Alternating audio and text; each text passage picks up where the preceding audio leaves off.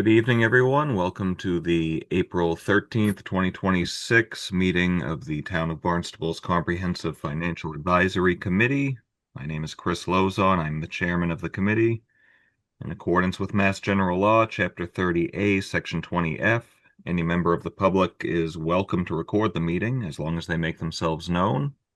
Would any member of the public like to do so?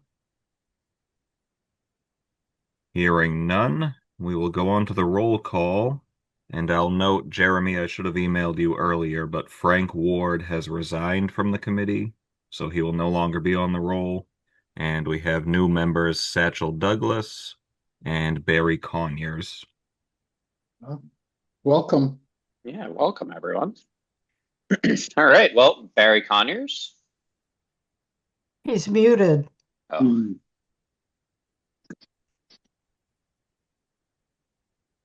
Are you there, Barry? You're on mute.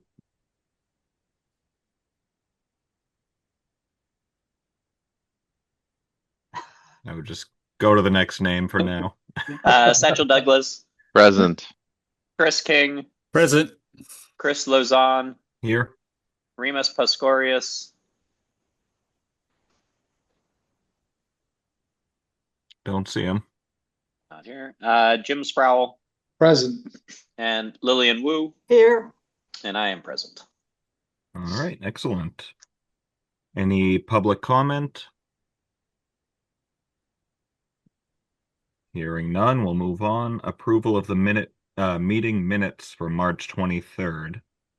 I would take a motion to approve. So moved. moved. Seconded. Moved and seconded by I'm not sure who. Well, Any by discussion? I think they looked fine, so any Yeah. comments from anyone? No? None. Okay.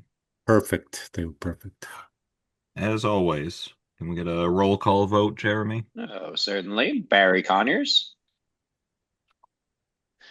We'll get his mute going. Satchel Douglas, Abstain. Chris King, Yes. Chris Lozon, Yes. Jim Sproul, Yes. Lillian Wu, Yes. and I also abstained. All right. Good enough. On to our topic for discussion. We've got a whole bunch of people here from the DPW. So to discuss fiscal 27 operating budget. I don't know how you want to start that, Mark. Are we starting with Rob Steen, or how are we going about that? So, yeah, I think what we'll do, perhaps, Rob, if you're agreeable to this, is start with the enterprise fund managers. I think that's probably the way to go. That'd Yep, be good. okay. Yeah. I'll turn it over to you then. You can decide which one will go first. Well, since on my screen and beginning with the letter A is Andrew Boulay. Thank you. Hi, everybody. Mark, how would you like me to go through these? You just want me to maybe work through the decision packages, changes Yeah. from last fiscal year to this fiscal year? I think what we'll do is, just review the funding increase requests that each department is submitting. They have the committee members have all been provided a copy of the enterprise fund pro formas, which were shared with you all as well. So they have that in hand. So if you could just talk about your funding increase requests and what's driving those, that we'll start from there. Yeah, we'll just kind of move through them in priority order. The first one is for electricity. So there have been substantial rate increases for electricity.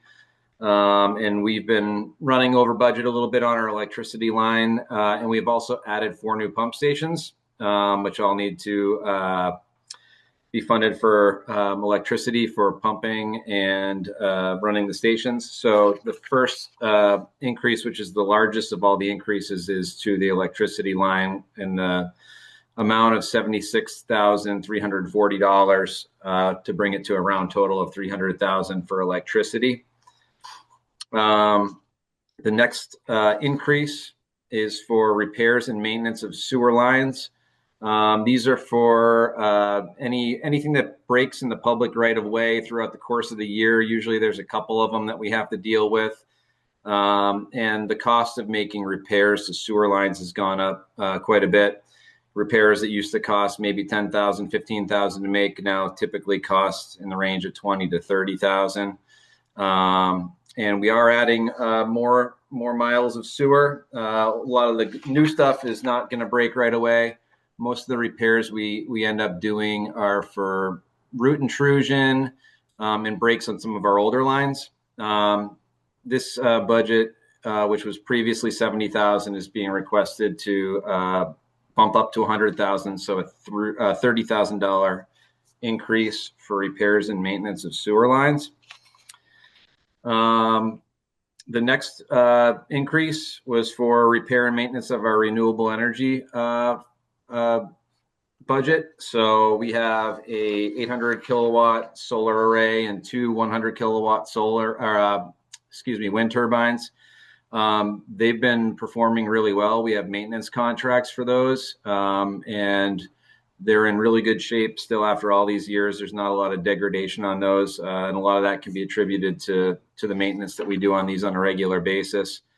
So we're asking for a $10,000 increase for repair and maintenance of the renewable energy systems. The next one in line is overtime. There are just contractual obligations and pay increases that our staff has seen over the previous few years, and we've been running up against our budget for overtime. We're asking for an additional $8,000 to staff our overtime. We respond to emergencies 24/7, and we do get call outs in the middle of the night. So this is an $8,000 increase for a total of $126,000 for our overtime budget. The next one in line is pump station maintenance increase, an increase of $10,000. Used to be $103,000. We're asking to bump it to $113,000. And that's reflective of the pump stations that we're adding to our system in terms of just repair and maintenance of anything related to the pump stations. This budget covers that. We have 31 pump stations in the network currently and growing. After that, we have natural gas. Again, this is just mostly due to utility rate increases and the addition of 4 new pump stations that are anticipated to come on in fiscal year 27. Previously 31,000, we're asking for a $8,000 increase to $39,000. And I believe I actually misspoke on the last one. I said that the pump stations budget was an increase of 10,000. That's actually an increase of 14,000. I apologize for that. The next one is for our water budget. Again, adding 4 new pump stations, and water rates are anticipated to increase 5% next fiscal year. So this increase of $4,000 is to cover the utility budget for water for these pump stations. And the next 2 are fairly small budget lines that just need a small bump. One is for office supplies. We're asking for another $3,000 for office supplies. Basically an inflationary increase to cover the cost of all of our office supplies. And then the final one is for uniforms for our staff. And we're asking for an additional $2,500 for uniforms. We go through them pretty quick. Dirty work over at Water Pollution Control Division. So want to keep that line funded properly. And that is all for our increases for fiscal year 27. Happy to answer any questions. Mark, did you want us to talk about OpCap as well, or just the decision packages for increases? Yeah, why don't you just briefly discuss what the operating capital covers, please? Yeah, the operating capital, we renew this every year. This is for funding breakdown of major pieces of equipment that don't typically fit into the operating budget. So some recent examples, like a channel grinder at our Old Colony pump station can cost upwards of $50,000. And this just keeps us flexible enough to fund repairs to major pieces of equipment without having to come to town council and ask for additional appropriation. So there is a request which we make every year for $100,000 just to cover those emergencies. And the second operating capital line is for the Stewart's Creek grinder pump purchases. Several years ago, this project was closed out, and there were still some outstanding grinder pump purchases that needed to be made as part of that program. So we rolled that into the Water Pollution Control Enterprise Reserves, and we now fund that line every year just so we can continue to make those grinder pump purchases for the residents in the Stewart's Creek area as part of the Stewart's Creek sewer expansion project. Andrew, Chris here. I really appreciate the comments that you put on the budget form. You've explained everything verbally now, but it's all written down on the paper. I appreciate that. Thank you. Yep, of course. I have a couple of other questions if I can. Absolutely. So the renewable energy as part of water pollution, is that over on Bursa's Way? It is, yeah. It's at the treatment plant. Okay. All of the energy that we produce at the treatment plant gets fed back into the grid, and then we get credits on our electrical bills for that. Okay. I didn't realize you had solar there too, but that's great. And then secondly is in a decision package, there's a section that is CWMP and then water pollution.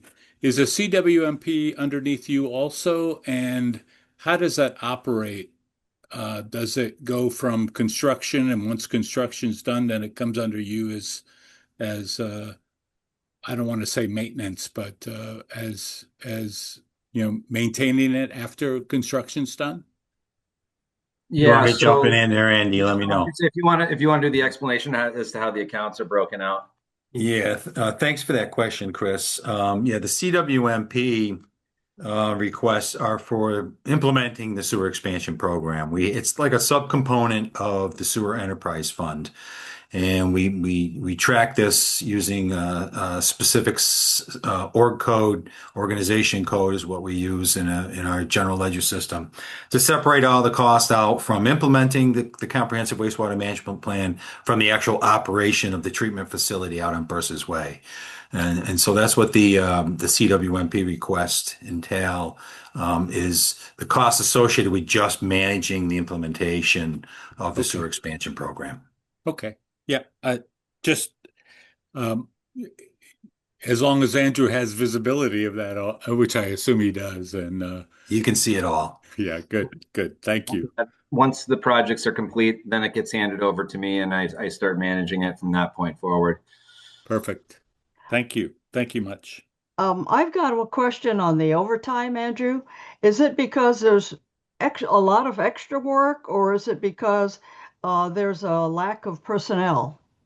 We don't have a lack of personnel. We're actually full staffed right now, which is fantastic. Okay. What we're seeing now is the AFSCME contract has negotiated in a little additional pay for storm response and snow and ice events that or weather emergencies that bump the overtime pay just a little bit. And then we're also seeing our staff salaries rise. I've had a junior staff that is now, they're accumulating some years of service, so their rates are going up a little bit with their pay increases. And as far as additional work, yeah, there are going to be some additional call out events. We're going to be managing more pump stations, which is going to mean more overtime calls after hours, which we'd like to account for as well. Thank you. And you feel, I'm sorry, Andrew, you feel you've accounted for all of the increase in electricity and gas also as backup, but electricity, because the number of pumps are gonna grow. I don't want to say exponentially, but they're gonna grow. Between that and the upgrades that we're doing at our treatment facility, we're anticipating that is going to need to continue to go up every year. We've held some numbers in out years of our budget for when some of these projects are complete. We carry O&M costs in our rate model, so we don't have to react to it, year by year. We're kind of projecting it out 5 years. So we are projecting electricity is going to continue to go up with the completion of some of these projects. Great. Great. Thank you. Andrew, could you talk about is it Veolia, the organization that is you're working with for the treatment plant, and kind of what their role is and how the Oh, two of you interact? Yeah, so that's actually over with Hyannis Water. Okay. So we're yep, Hans will fill you in on that. Hans has got a contract operations with Veolia Water. We're all town employees with my division. Okay. Thank you. Any other for Andy? Any other questions for Andrew? No? Okay. Thank Well, you. we Okay. appreciate it. Thank you. Okay, Thank thank you. you guys. Appreciate it. Hans, you want to go next? Sure. Hans Kaiser, Water Supply Division, DPW. We run the Hyannis water system, and we have two decision packages in front of you. One dealing with our operations contract with Veolia, the one you were talking about, Mrs. Shea. Um, that we have an escalation formula that we use as part of the contract. There's increases in lab testing cost. Electric power increase is actually a lot, and the same with chemicals. There's a lot of increase there. So it's a total decision package valued at 637,676. The other decision package is operating capital. We're asking for 249,000, 24,000 for police details. In previous years, that was 16,000, and $225,000 for emergency repairs. That used to be 150,000. We have seen over the last couple of years, I hate to be reacting after 1 year, so I'm waiting a couple of years to see how this pricing increase is developed. And on average, we see quite some steep cost increases, just like with Andy's operations. A lot of inflation and just general market conditions. It's basically since COVID, we're talking about 50% cost increase. So it's a lot, and that's the ask. That's all I got. So I'm ready to answer any questions. If I could just jump in for a second here, I just want to comment too that both the Andy Boulet's operation over at the Water Pollution Control Facility as well as Hans's operation include a significant increase in debt service. You'll notice in the pro formas that I sent you, and that's because we continue to make improvements, expanding the sewer system and making improvements to our drinking water system. And so we have some new loans that were issued in fiscal year 25 through the state revolving loan fund, as well as a general obligation bond issue. And so that's why you see significant increases in the debt service from fiscal year 26 to fiscal year 27, because we had to factor those into the operating budgets. Both these operations are fully self-supporting. They both have a 5% rate increase request before the town manager for the FY27 fiscal year. Those rate increases will either be approved or changed. Middle is the next couple of days, I think that the town manager is scheduled to make his decision on those rate increase requests. So I just wanted to point those two factors out because both budgets are up significantly on a percentage basis. And a lot of it has to do with the additional loans that have been issued to fund the operations capital programs. Thank you. Thank you, Mark. Thank you, Hans. Any questions for Hans from anyone? Yeah, Hans, can you just kind of work us through Viola's role and kind of what kind of expertise do they bring as an organization? We've been talking about some public-private partnerships, so I think yours is a really great example of that. So could you just kind of talk us through how we work with them? Yes, we basically have an O&M contract with them, 5 years with three 5-year extensions, and we're towards the end of that. In a few years, we're going to have to go out for a new RFP for that. Um, they are our operations and maintenance contract, so they're responsible for not only operating all the pumps and the storage tanks and um, they're also responsible for regulatory compliance, all the reporting to Mass DEP, the Fed. They're responsible for billing, answering the phones, dealing with emergency repairs, and I am the person to oversee them. Um, they have a pretty intense, pretty strong, pretty long list of things deliverables they have to get done every year by contract. That keeps them moving a lot. It's a good relationship. It works out well. If there's problems, they can and they will pull expertise, but also manpower from anywhere in the United States. And we have, over the last 15, 17 years, experienced that. And it's really working out well. But just like with any contractor, they do need um, day-to-day oversight. Great, thank you for that. Hans, I have one question with Viola, Yeah. and um, Jeremy, thanks for asking that question because it leads right into just trying to understand the. Do you have insight into the employees at Viola and how they're compensated and how they're compensated compares with compensation for Barnstable like employees? Um, the honest answer is not really, but sort of, kind of. Um, Oh, I it is basically not our. It's one of the reasons why we go with contract operations because we don't have then to deal with all those issues. right. What I do know is, especially a few years ago, they had some, just like everybody else, some serious problems with hiring. Um, the levels of compensation were too low. The cost of housing on the Cape made um, made it very, very difficult for them to hire. They had to be very creative.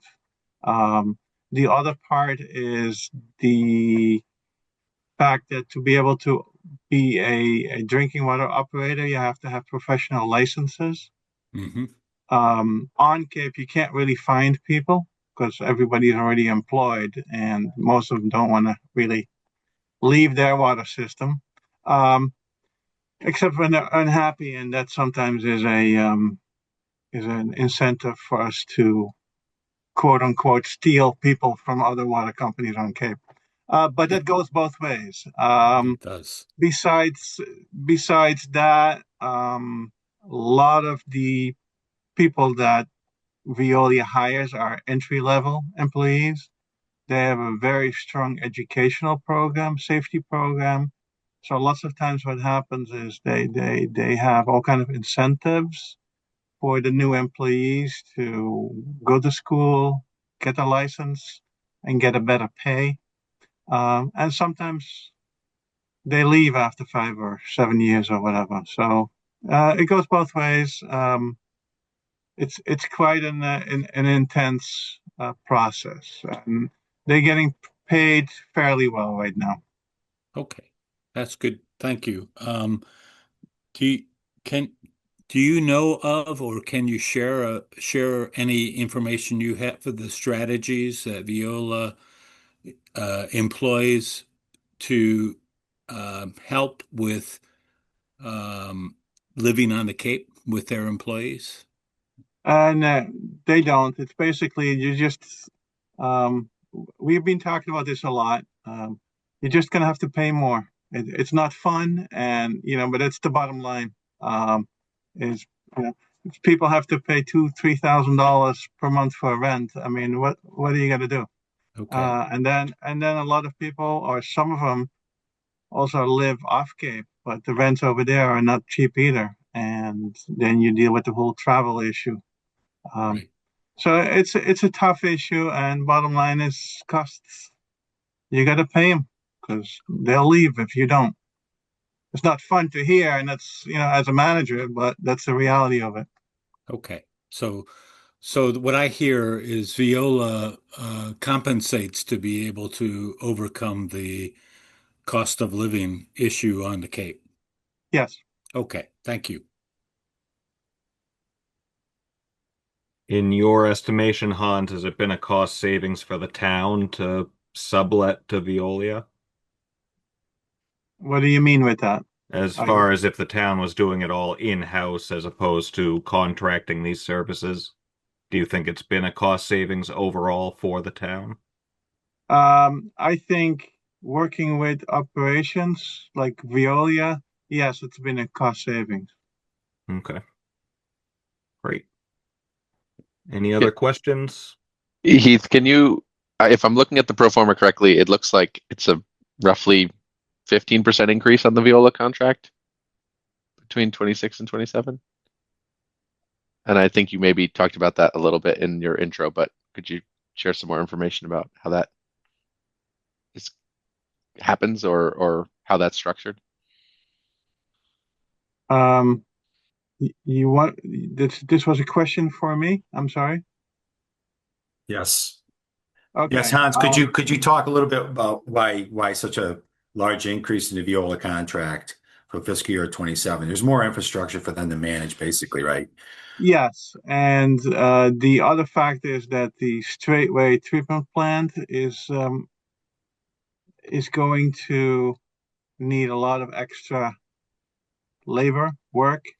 Um, Stark increases in electricity, chemicals. The it's basically all coming down the pike now.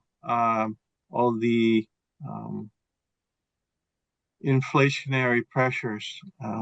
The good thing for us as a town is that Veolia is kind of absorbing the real quick peaks and lows, but overall, eventually we are paying for these price increases and the inflation. It just takes a little while. Okay, yeah, that makes sense. Sorry, I called you Heath, not Hans. I apologize. Um, the It's okay. the so I guess my question is kind of, continuing on Jeremy's question about public-private partnerships. How is the contract structured? Like what sort of increases do we have to pay automatically each year versus what happens when you renegotiate or reissue the request? It's basically there's a pretty large escalation formula that takes into account the percentage of the contract that, for instance, needs to be paid for personnel. And then there is a CPI index with that. There is a electricity index, and there's a percentage of the contract that is paid for electricity use. Then there is a chemical use, all the different chemicals, and if there's an increase or a decrease, and sometimes there's a decrease, and I'm always looking for the details because that's my job. Um, so there's different indexes dealing with different part of the contract. So that's how it's structured. Does that answer your question? Yes, absolutely. Okay. Thank you. Any other questions for Hans? All right, appreciate you very much. Thank you. Thank you, You're welcome. Hans. Thank you. Tracy, why don't you go next? All right, good evening, all. Welcome. Good evening. First one I have for you on the decision packages for solid waste division is an increase of $6,600 to the contracted services recycling materials disposal line. This is the basic recyclables that you see on the sidewalk, the plastics, the cardboard, paper. This is about a 4% increase to that to cover the current disposal contract that we have. The next one is an increase to what we call CHARM. That's an acronym for Center for Hard to Recycle Materials.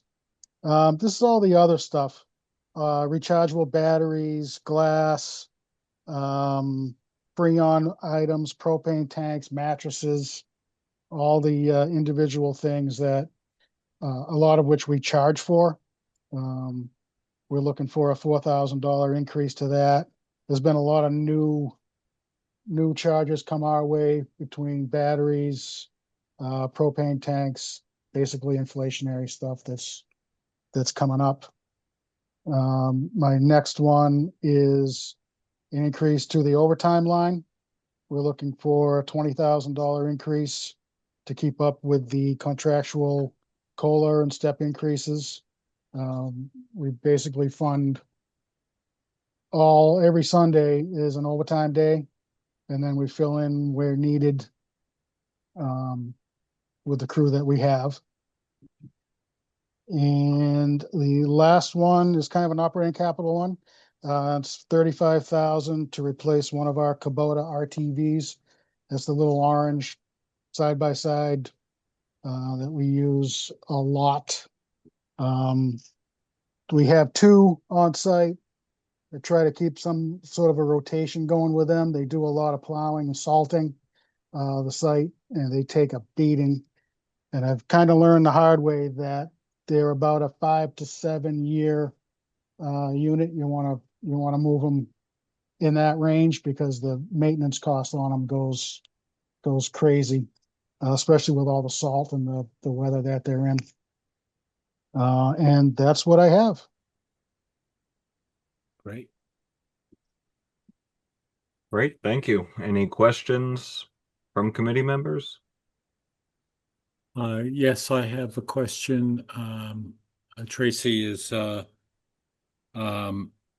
there's been rumors or there's been scuttlebutt about stickers and stickers going up. And I looked at the budget and I'm surprised to see, only showing a less than 4% increase on stickers. Does that mean that's just the growth, or are stickers staying relatively flat, or are you still measuring the sticker increase to make sure that it's not a sharp increase up for the residents?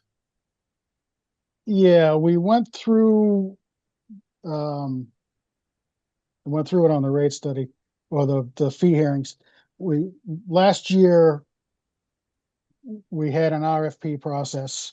Going back a little bit further than that, we had a long-term contract that ended, and we saw like a 40% increase in disposal cost last year.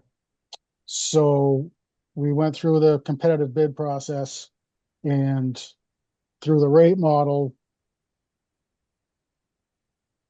last year, we decided that we were going to spread it out over 3 years, 12% each year, and then supplement with some reserve funds. Through the competitive bid process, we got a lower disposal rate.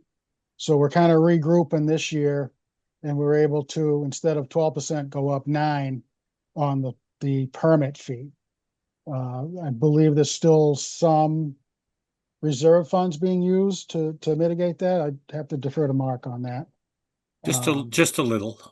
Yeah, Yeah. we're using a little bit, just over $200,000 of reserves to balance the budget to provide some fee or rate hike mitigation. I mean, the proposal, I think, for the first sticker is to go from 375 to 410, Tracy.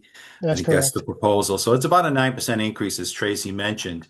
But we're able to mitigate that by using some reserves. Otherwise, it would have to be more than $410 of what's being proposed. So we're trying to manage the reserve judiciously and the rate increases as well.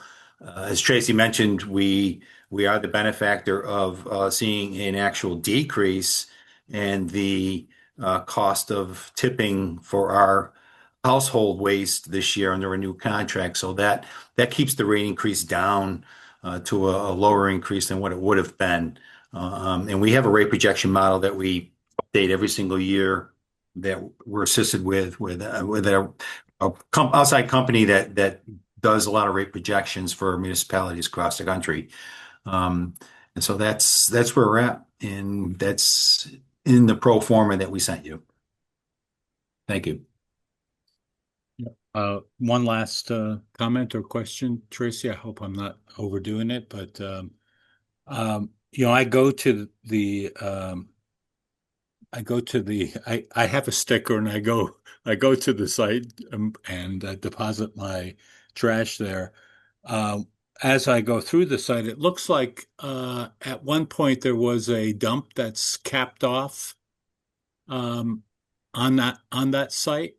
Yes, Is there the opportunity to harvest methane gas out of that dump? that you're going back 20 something years now. So, um, Yeah. I wasn't here. I'm a wash ashore, so okay. So my understanding, I came in 2000, and that was after it was capped. okay. So I came in on the tail end of that. My understanding is it is piped for the availability should it happen, but our permitting never got there. I don't know that it actually produces enough methane to be able to sustain some sort of, whether it be heating or whatever. I know it was Okay. looked into early on.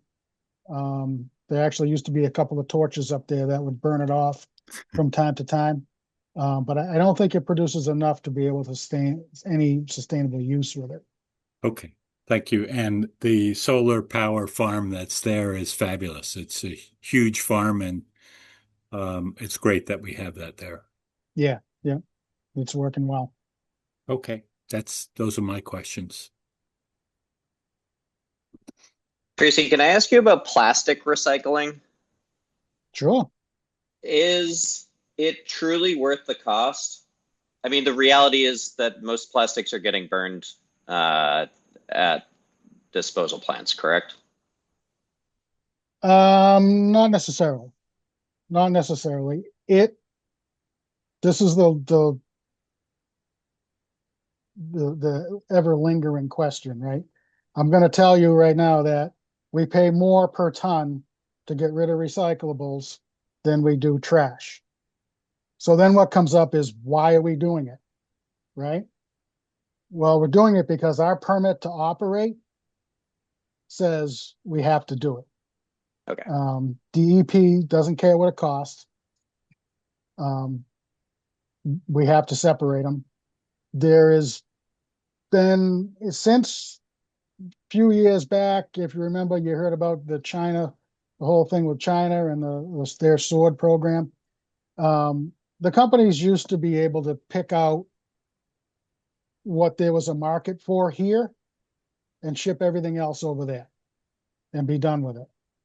So when that stopped, the price obviously went up here because now they have a lot more sorting. It's an automated process. A lot of the stuff does get recycled. Clear plastic, there's a little bit of value in that. Paper and that type of stuff used to go to like a pulp mill. They made book bindings and egg cartons and stuff like that with the paper and the cardboard. A lot of the cardboard actually goes back and becomes more cardboard, thanks to Amazon. So the plastics, a lot of the light stuff is not recyclable and does get thrown away. The film, there's just no outlet for it. There's no value to it. But stuff like the gallon milk jugs, the opaque plastic, that actually gets turned into like Polytech fleece. That's one use for that. And some of the heavier stuff like detergent bottles and stuff like that gets ground up and used as filler or it gets returned to the chemical process and gets used. But everything has to be trucked. And the more stops, the more trucks, the more fuel, the more cost. So, you know, yeah, we could throw it all away and save a little bit of money, but there's not too many landfills left. You mentioned ours is capped, and it's been capped now for 20 years. And everything that people threw away, it's still there. So we try to balance, you got to do the right thing. You're trying to, some of the stuff actually goes to Ohio now. There's a big landfill all the way out there. So it's an interesting situation that I think it's worldwide. It's nationwide that the same problem is everywhere. The landfill space is just closing down. And what do you do? Mhm. But metals make you money, correct? Yes. So I, Yeah. I wondered, I love recycling. I just want to be clear. But I wonder, especially metals, like I hear people that are like, I'm not going to recycle at all. But I think of all places to really get the message out, metals seem to be one of them. I mean, I always separate my cans to get them to the BIS was over there funding their DC trip this weekend.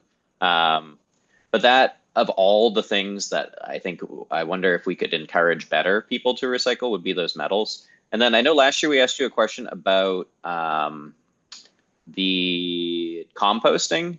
I wonder, and I know other towns have a variety of composting programs. I also want to say I went to recently, I won't name the town, but it was a neighboring town, and I was blown away how much better our facility is than theirs. It was just an incredible operation that you have going on there. So I do want to congratulate you on it because I'd never seen such a stark comparison of how good we have it. Nice. Well, But thank you. with, you're welcome. With the composting, are there ways potentially that we could, I know last year maybe we mentioned, and there's no way that people are getting compost from that. But I know other towns do have some compost programs that seem pretty successful in removing food waste from trash, so we're not ending up in the landfills with that. So I don't know if you've considered any changes to composting or if there's been other proposals that have been considered. Well, we have a food waste program going right now, and as well as yard leaves and yard waste, right? So we kind of have two different things going on. The food waste, we're not permitted to actually compost it on site, whereas the leaves and grass we do. And I actually have a screener in there right now, and the parking lot's filling up with screen compost. So we'll start giving that away. We actually started giving that away today. But the food waste, we have a vendor, got to be a certified vendor, state certified. It's local company, Watts Family Farms. They actually do kind of a dual thing depending on the season. They actually have some composting that they do with it, and some of it just goes for animal feed. They have a pig farm. Right. But again, it's expensive. So it's heavy. We're removing it from the waste stream because it's not mandated yet, but we've been told that mandate is coming from the state. So we tried to get ahead of it. We had the grant program through the recycling dividends grant that we get. That paid for 5 years worth of disposal. So last year we had to add it into our budget, and that is part of the increase that I just asked for here. We're up to like 28 tons so far this year that we've separated out. We projected probably we'll hit 36, and that's been a steady increase since we started. So, it's again good for the planet, but we're paying around 180 to $200 a ton to get rid of that. What would it take to get permitted to do it on site and not have to rely on an outside contractor? Ooh, that gets complicated. I'd have to dig into that. I'm not sure of the process, and I'm not sure that we could actually do it. Okay. The infrastructure, it's different than you can't just pile it up and let it rot, right?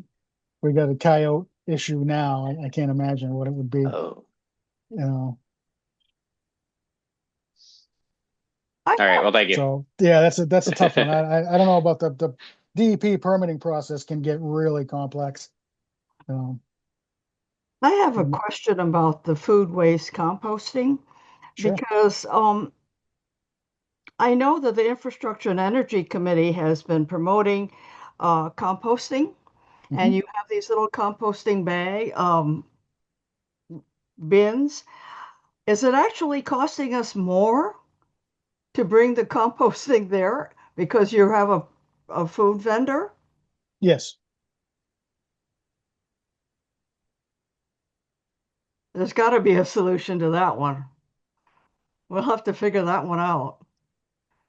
It's just like all the other recyclables. Yeah, It costs yeah. more.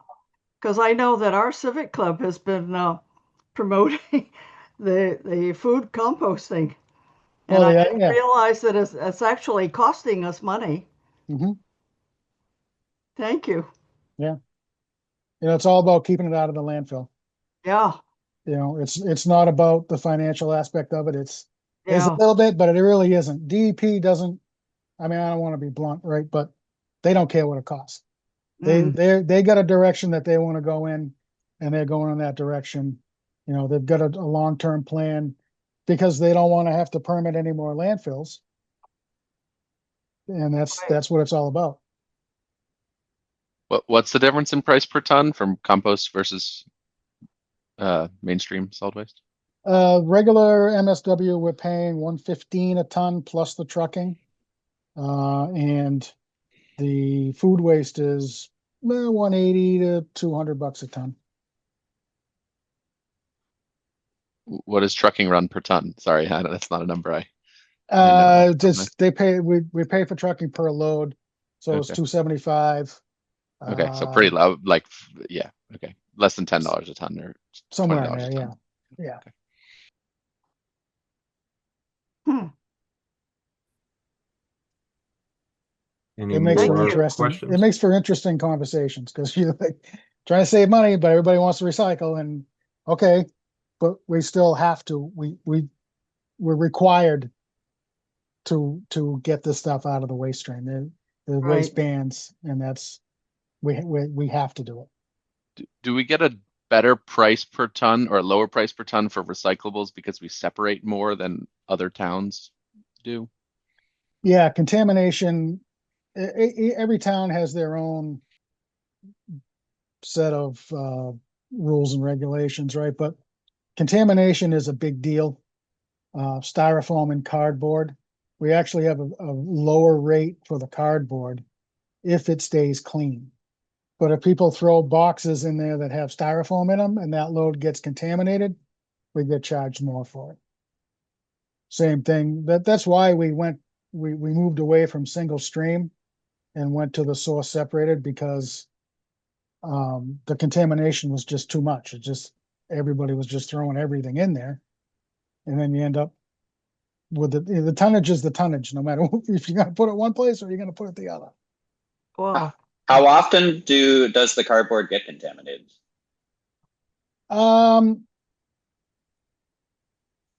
it's gotten better. There was a stretch there where I would hear about it for a while, and they're pretty lenient a lot of times with it.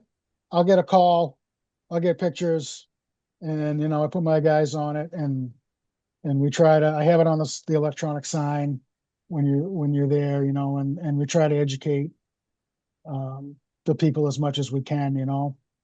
Um, so it's not a huge deal, not a huge deal, but it happens now and then.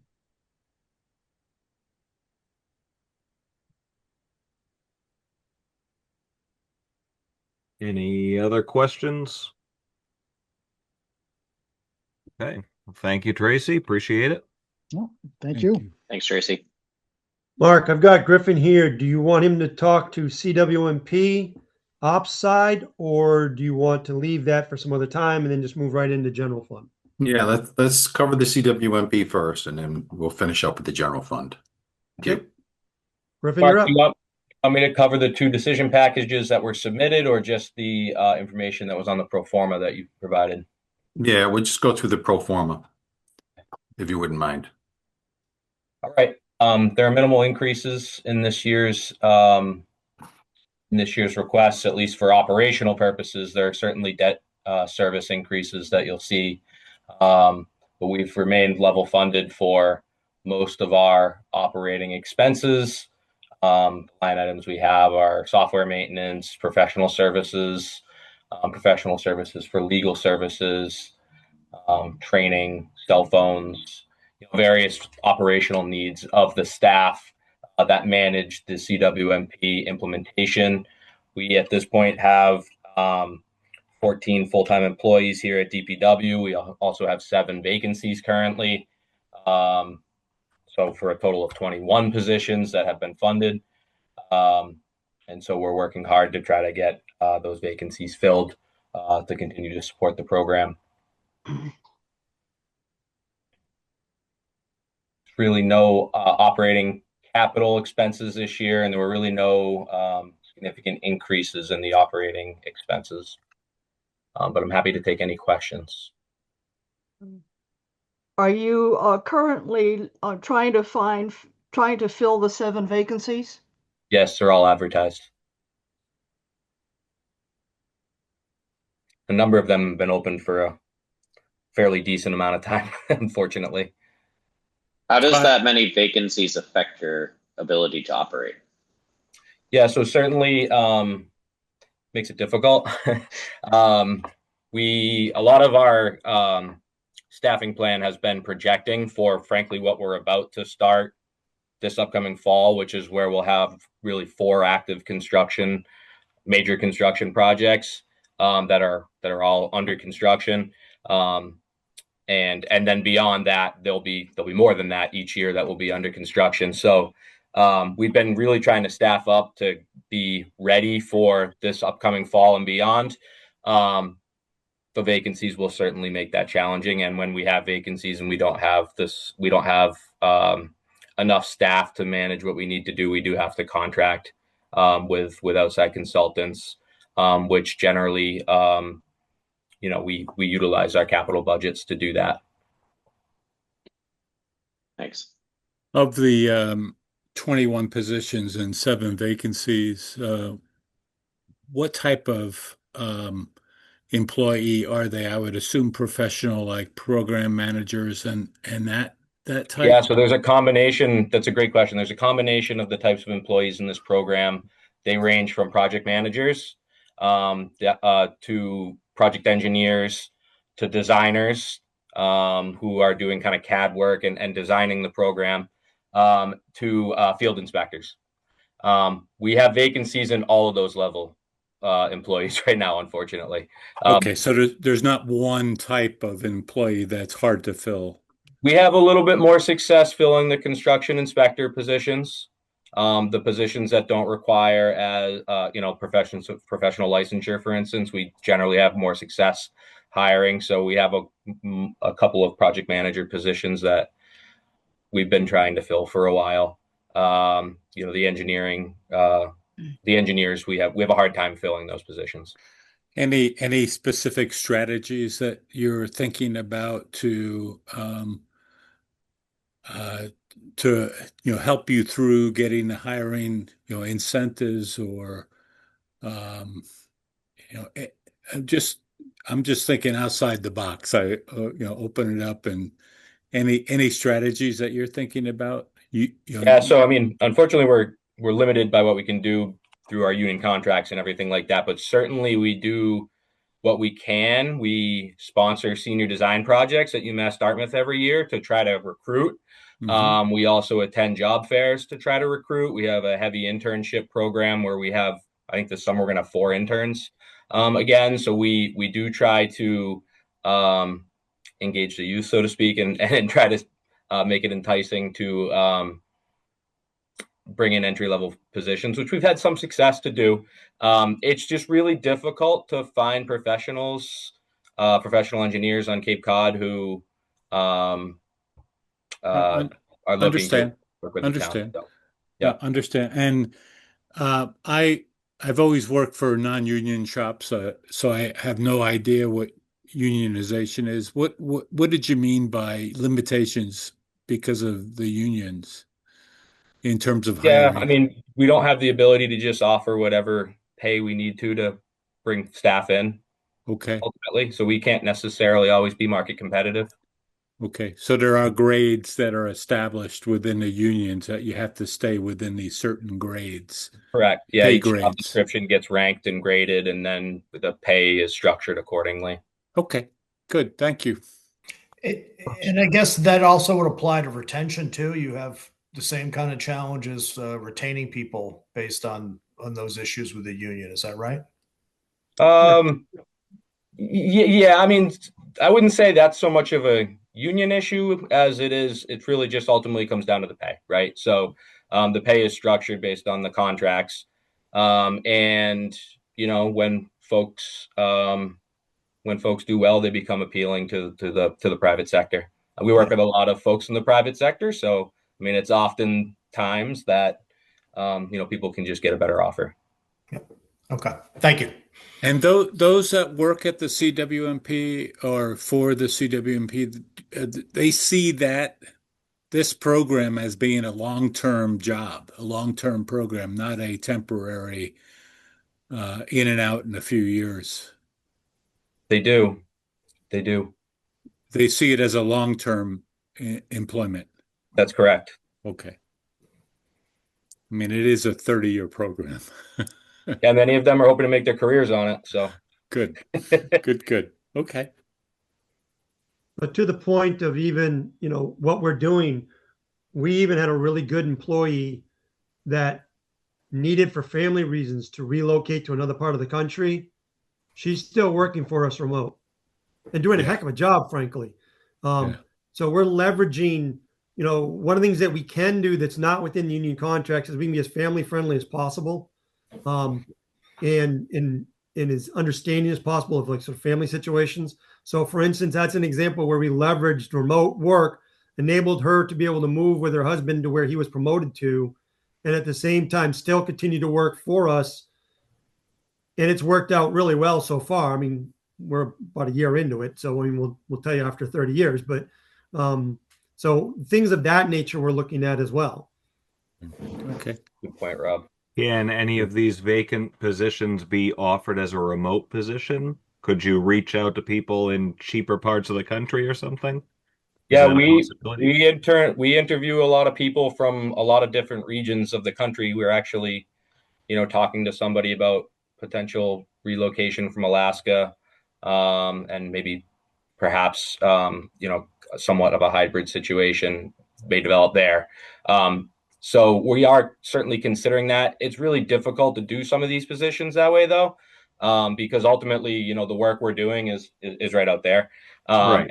and we're overseeing that work. So there are certain positions that lend themselves better to remote work. One that Rob was just discussing, we are able to make work. There's some designer level positions that we could certainly make work as well. A number of these positions are actually field engineers, for lack of better terms, are overseeing the construction. So we Okay. kind of need them here. Yeah, Is and there a way to sublet those out similar to what the water system does with Veolia or? Yeah, we do that. We do contract. We do a hybrid of contract and town personnel for overseeing construction activities. I will say, we've done the math. It's about 3 times more expensive to contract it out. Okay. So, we try to retain as many in-house construction inspectors as we can because it is far more cost effective to do so. And we also get other benefit. All of those construction inspectors were out plowing all summer, all winter too. Right. So the town gets a lot of extra benefit of having these employees here. And the other thing we have to say is, as I understand, people feel subbing it out as a panacea. But having been on all sides of that, it's not. The quality of work you get back generally is not as good. We have to end up putting more resources to it to try to get it fixed, and it costs us more to get it. So we just lost an employee because their new offer was basically the same as their overtime offer for us, and their overtime offer was 2x. I went out to the consultants and said, look, if I needed to supplement him, or if I needed to hire that out, how much is it an hour? And a consultant that I have a lot of faith in said it's $180 an hour all day, every day. Yeah. I was not paying that employee $180 an hour. Right. Yeah, I mean, it definitely depends on the position and the situation. Just throwing it out there if it made sense, but No, And we understood. definitely implement a hybrid where we definitely utilize consultants to help support our staff. But there is, as Hans alluded to earlier, there's a lot of oversight with outside consultants as well. We can't just let them take the projects and run. It just doesn't seem to work that way. gotcha. Yeah, I mean, Griffin, I've come from the private sector, and I've had some opportunities to be relocated, and with the relocation, I was able to receive quite a bit of support or help, not only in buying homes, but in buying furniture and paying for, lost time, a bunch of things that come with a transfer. But I also had to sign a contract. And that contract said that I would stay in the job for X number of years. And if I left early, then I owed the company back some of that money on a graduated statement. Are there ideas in that range that you're thinking about, or is that possible with the union limitations? Yeah, I mean, it's just not currently a structure that exists for us. Okay. Maybe Rob can speak to this a little better, but it's not necessarily a structure that exists in the town at the time. Yeah, I mean that when you get into the unionized environment, it's about making it equal for everybody. Yeah. Now, I'm not saying it's right or wrong. That's just the philosophy of it. So if I, for instance, say, hey, look, Mr. King, I want to bring you onto the Cape, and as such, I'm going to pay for your housing. I'm going to do all these other things. Then everybody that already lives here is going to say, well, wait a minute, you've paid for his housing. Now you need to pay for my housing. And Mark Milne is going to say, you just doubled your cost of your program. What are you doing? So that's what Griffin's kind of referring to in terms of the union limitations. We can't just say, hey, you're a really, as example, the person that just left, I can't say you're a really important employee to us. I'm going to take your salary to 1.5 times what it currently is and 2 times in overtime. We don't have the way to be able to do that. Yeah, understand. It's a structure thing and a process thing. But The model I that works understand. for us, the model that works for us is somebody that's and it seems to be somebody has some sort of family connection here. Maybe they've got a house that they're inheriting from their grandmother or something that the housing piece is sort of solved and they want to be on the Cape. Now we're a really good employer for them, that we're really attractive to them. There's just not a ton of those people. Yeah. Yeah. Got it. Thank you. Any other When questions? when CWMP began, was there consideration? Certainly, we've been doing it in-house. I think we've been doing a fantastic job.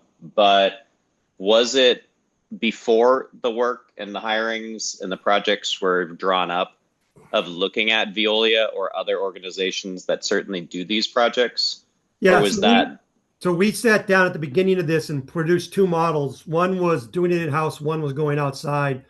And I think over the first, I think it was 5 years or 10 years, we saved $15 million by doing it in-house. wow? The same thing happened with the CWMP. The CWMP was written by me and Griffin, Dan Santos, and Andy Boulay. It cost the town probably about $100,000 total to do it. Other communities are paying $1 million to get their CWMPs written. So I've heard what you guys have been saying about private partner partnerships and things. At the end of the day, remember this: the cost of labor is what the cost of labor is. The municipality does not pay profit to that cost of labor. Outside does, and they don't do it at lack of profit. So at the end of the day, at least in my experience, I mean, and Mr. King, you can speak to it. You've been in engineering too, apparently. It just does not pay out like that. And we looked at the model. We at the beginning said, look, do we want to go this way or this way? And we had conversations with senior leadership in town to say, here's your two options. And it was decided we were going to go in-house. I think it's been the right decision. I think you're getting a better product at a lesser price. We're having labor issues. We know that. I mean, Griffin's doing 4 jobs right now. I'm doing 3. In addition to being the town engineer, he's also the program manager for CWP and a program manager for some of the projects. I'm managing the wastewater treatment plant upgrade, the water treatment plant upgrade because Mike just left, and the assistant director of public works. I mean, that's how it's getting done because there's people that are dedicated to it and believe in it. That doesn't happen on the private side. And when you say, Rob, the trade-off analysis, that was just for the engineering for CWMP, right? Not the actual construction. No, there was never a vision. I mean, at one point in time, Jimmy Crocker asked us about it, but there was never a vision of us actually hiring the construction crews ourselves. I actually think that'd be illegal in doing that. Our vision was we wanted to make sure we had enough design input to take it to 30%. So we had some control over the design. It didn't just get done to us. And then the staff in place to manage the design or taking that to 100% and getting it out to bid. We also wanted to have at least a significant presence, if not always have our inspectors on site to make sure it's getting built the way we want it to get built. We've not been able to continually do that, and we've had to hire outside inspectors, and that has had mixed results in terms of value. And Griffin, speak otherwise if you feel differently. No, I agree with you 100%, Rob. I mean, that $15 million saving projection, the biggest component of that was the construction oversight piece of that, because the cost of construction oversight is really where engineering firms make their money. They do well with the designs, but then they kind of they feel like they got the hook in you. And it costs a lot of money to have somebody standing out at a construction site full time. And you're paying $130, $140, $150 an hour for that person to stand out there when we are able to train people at a much better rate to do that same work. So, that's the philosophy and the option we chose. And I agree with Rob. I think it's been very successful. I mean, I wish we had all of our positions filled, certainly, because I think we would certainly be able to save even more money for the community. But so certainly the community is paying like hundreds of millions of dollars for this project. We are in front of a cataclysm of we don't have that money. We need to ask for it from the taxpayers. Could you walk me through what would happen if the taxpayers say no? So from my perspective, and Mark, you might want to talk to this too. I think you're about to do this on Thursday with town council. The CWMP is not an optional program. It's a law. You have to comply with the TMDLs. And so you have a state approved plan and now a permit coming out that's predicated on that plan that you need to execute to be able to fix the estuaries. So from where I sit, then the community's got to figure out what it's not going to do. It's either going, if it even contemplates not doing the CWMP, it will certainly get sued. It will probably get an administrative consent order put against it. It will then lose its ability to get SRF funding and the 25% offset and be forced by a judge to still do the project, but now in much worse financial conditions. So that's not the option. The option is going to be we cut the police department, we cut schools, we cut other areas of ops budget potentially to do that. Or the town council decides it's going to make those betterments, instead of being $10,000 a home, the actual value of the betterment per home going forward, which at this point, they're not paying close to the value of the betterment in reality. So there'll be hard decisions coming forward. My understanding from previous presentations that the override is on the order of $150 an average home per year. Comparative to some of those other options, that probably would end up being the least expensive option for the community. Mark, did I stray too far afield on that as an engineer? Did great, Rob. Yeah, we'll talk about this more on Thursday night. But Rob's absolutely right. I mean, this is a program that we have to do. We don't have a choice. And so, if a debt exclusion override doesn't pass, then we'll just have to make some hard decisions and cut further into the operations side of the budget, which is already in a deficit. So as you know, we balanced the FY26 budget with just over $8 million of surplus to maintain all of our programs and services to the community because we were in a financial position where we could do that. But as we eat into our reserves, which don't get replenished necessarily year to year, that's not a way you build a sustainable budget going forward. So we're already projecting to have to reduce the operating budget service programs and services going forward, even without a debt exclusion override. If a debt exclusion override fails, that problem grows twofold, and we'll have to cut further into all of our other programs and services to continue this program because we really don't have a choice to stop the implementation of this program for the reasons that Rob stated. So it's some tough decisions ahead for us as a community. This is just to give you some quick numbers. We've appropriated almost $400 million to date for this program. $400 million. That is a massive capital program, and we've been able to do it within the limits of Proposition 2.5. But what we're looking towards is how are we going to keep the next round of projects that are coming forward. They're in our capital plan, which you've seen for FY28 through FY31, because we've already funded FY27. Those projects total over $320 million. So we're up to over $700 million. And, that's a massive capital program for any community. And we've been able to do it within limitations of Proposition 2.5 by dedicating existing financial resources to date, but we can't go any further. We've already sacrificed our operating budgets significantly to get to where we are today by dedicating about $12 million of recurring revenue to this program as opposed to the operating budgets. So we'll be presenting Thursday night what our recommended option going forward to keep this program moving forward. We'll be providing the town council with that recommendation Thursday, and I'll share with all of the committee members that presentation prior to that time. Thanks. And I thank you, Rob. Your answer was great, and I think that's the answer people need to hear, because I have been getting frustrated of people being like, "We'll just not do it."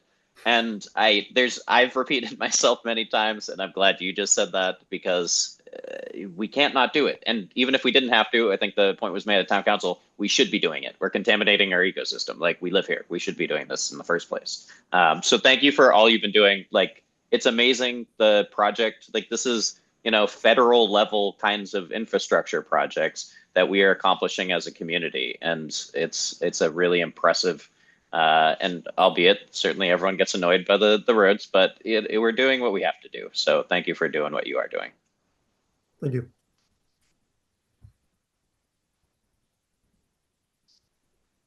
Any other questions on that? All right. Appreciate it, Griffin. Rob, thank you. Okay, let's move on to general fund now. PJ, do you want to go first, since I saw you just take a drink of water? Sorry about that. Cool. Good evening, everyone. PJ Kelleher, Supervisor Structures and Grounds Division. I'll just run through, like everyone else did, our ops budget packages, and then we can deal with some questions at the end.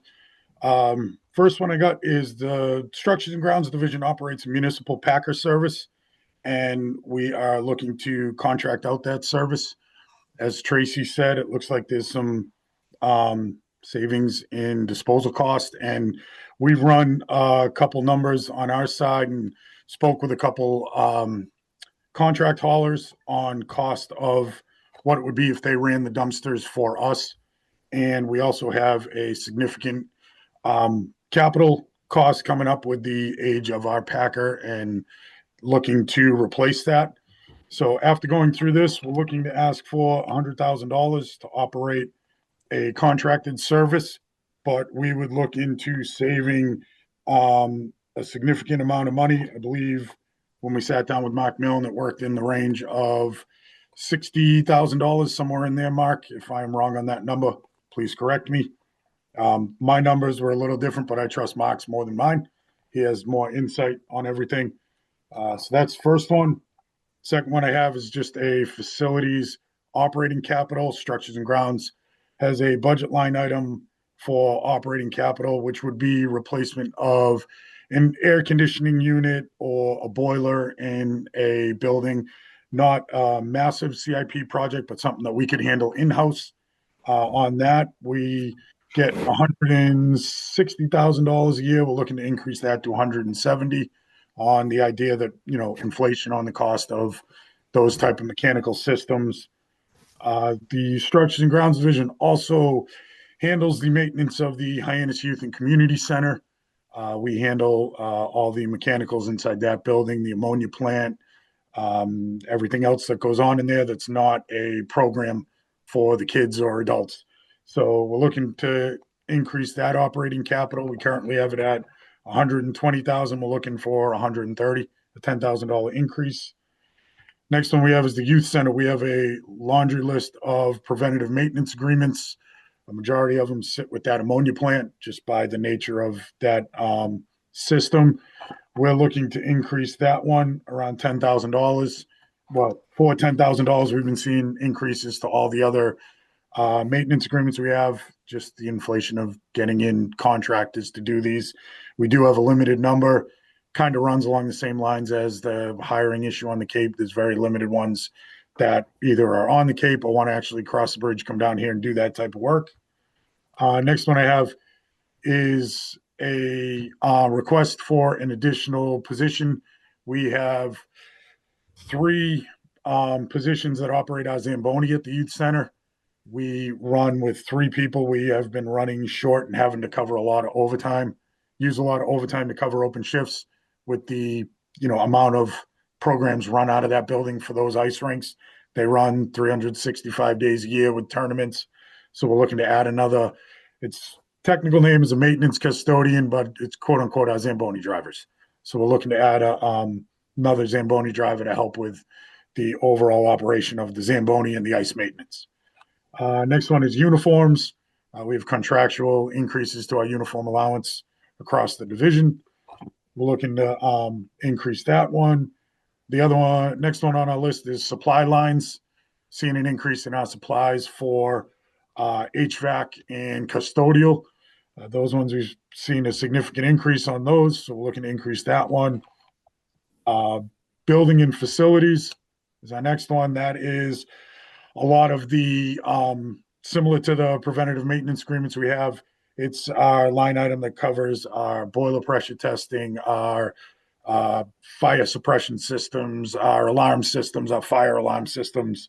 We've been seeing increases in those, and then also some changes in some building codes that have added emergency lighting certificates that we have to get in another contractor to give us one of those. So we're seeing some increases to that line item. After that is our building supplies, which is our lumber.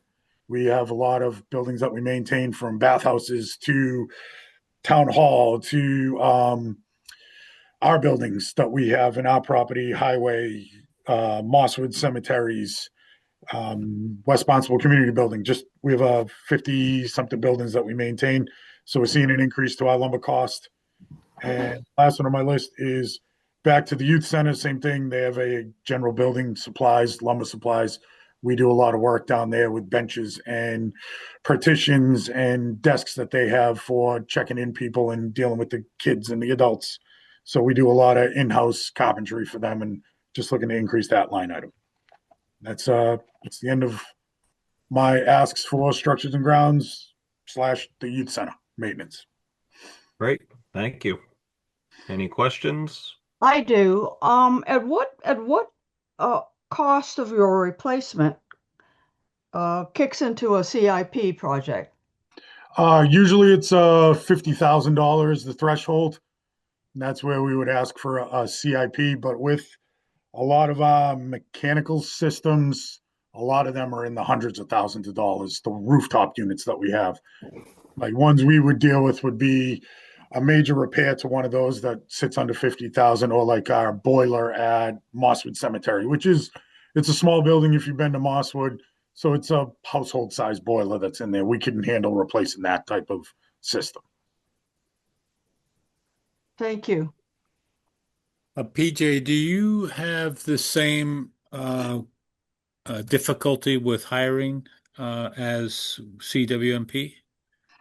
We have an issue on that with our electrician position because we can't, the rate that an electrician can earn in the outside. We've had our electrician open for a while. We've had some interest, and then usually it ends up the pay is the biggest thing. But other positions are grounds maintenance. We've been fortunate enough to our HVAC technician that we have on staff. That would be one that could fall into that realm, but he lives on the Cape, has a house, is established here, and he really enjoys working for us. So we've been fortunate to have that individual on our staff. Carpenters, we've had a few guys that have done their time in the outside world, and they enjoy working for the town. And we brought them in, and they really liked it, and we've been fortunate enough to keep them on the team. Great. So not a lot of vacancies, just a couple of few that are difficult to fill. Yeah, we get some turnover on positions where we might get someone to move on or they go back to the private sector. And we've been fortunate enough to move people up the ladder if they've been like a working foreman set in the position, move up from inside and, bring up people internally and then fill the labor end of it with Okay. individual. Okay, makes sense. Thank you. I have a question about that. Earlier, Griffin had talked about internships for the CWMP program. Have you ever thought about getting internships from the tech schools? We've had it out there, but a lot of them end up going with a outside company. Ah, Yeah, they end up jumping in on that. We have done career day at the high school, things like that, but we haven't had much interest on that end. It's certainly something I can contact the school and look into it and see if anyone jumps on it. But we do get some kids that come in. We have seasonal positions. So we do have some returning seasonals that are retired individuals that just they enjoy continuing to do what they do after they've retired from the outside world.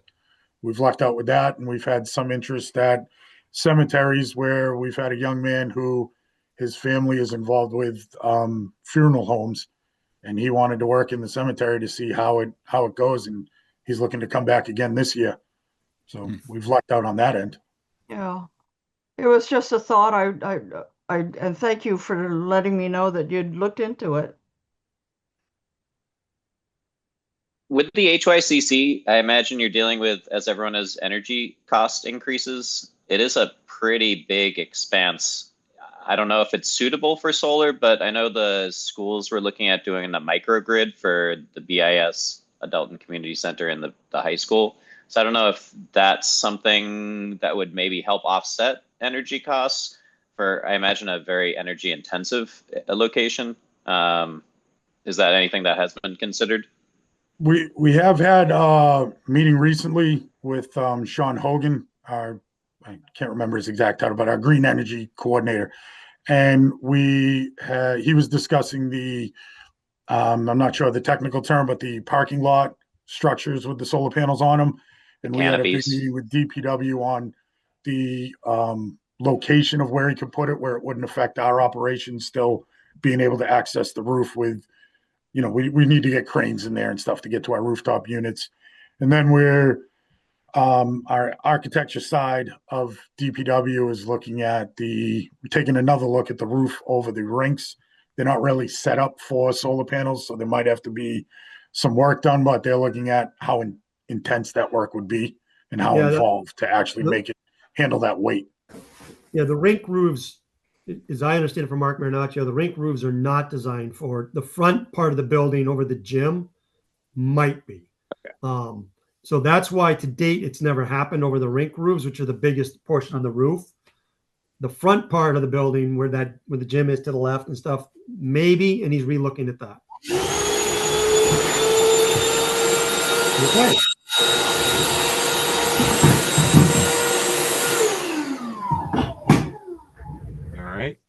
Sorry about that. That's all right.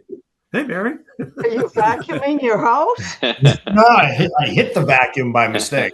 So what I want, Barry, what I want to know, was that an editorial comment on our presentation that the thing sucked? Is that what we're trying to say here quietly? Not at all, but good one.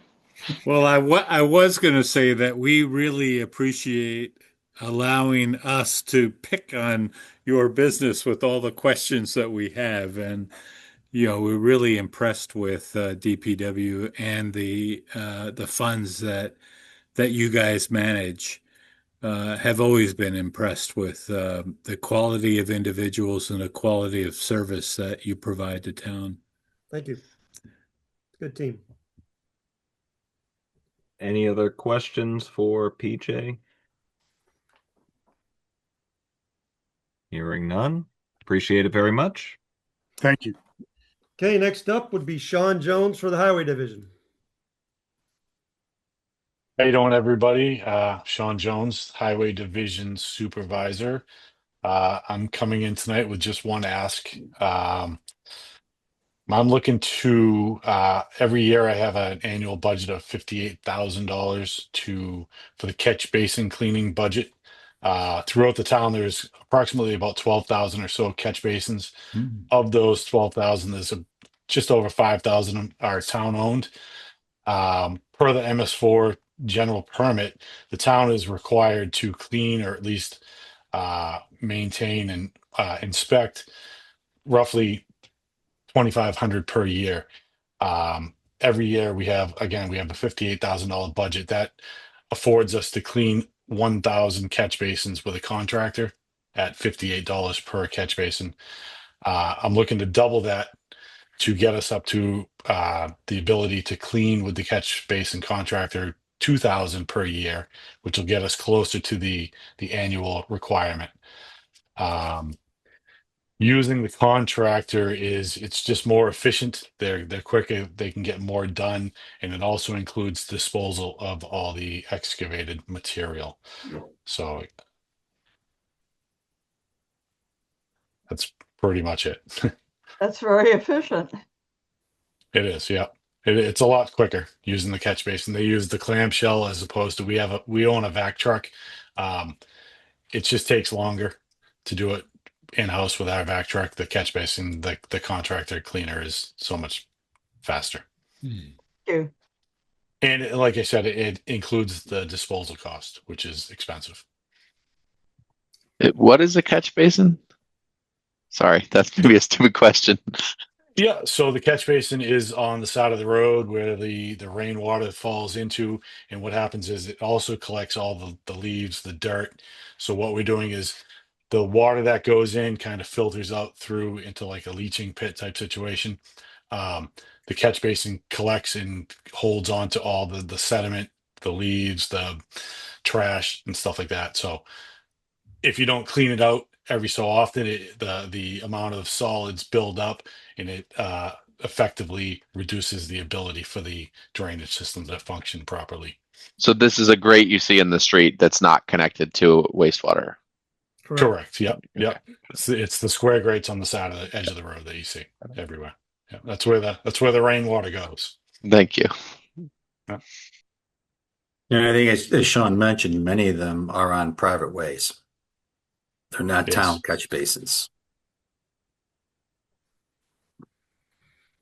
Do you find certain areas have chronic issues with sediment, or they just kind of randomly go throughout the town when they're cleaning them? Yeah, so we try to do them on a rotational basis. We try not to, pick on one area more often than the others. Low-lying areas again with the MS4, these are all connected to drainage systems that outflow into like a wetlands or body of water. So those have to be done more often. But low-lying areas that collect more sediment are the ones that we notice that build up more than others. Gotcha. Did you mean, Mark, that we're cleaning all 12,000 even though we only own 5,000? Is that the distinction? We don't do the private ones, Okay. Sean, correct? Only unless it's an emergency situation. Correct. Yeah, we'll do the private roads, usually with our own truck on a request as a work order. Um, but part of this budget here is only for the town owned catch basins, which again is just over 5,000 throughout the town. Do the private road residents reimburse you for emergency clearing, or are there any roads that are privately owned that do that well?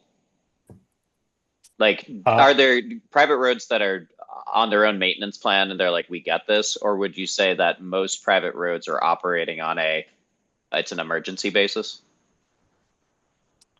yeah, so they don't reimburse us. If they call in and say that they have puddles or drainage issues, then we'll go out and inspect the catch basin. If we find it to be more than 50% full or whatever, we'll clean it. We don't charge them.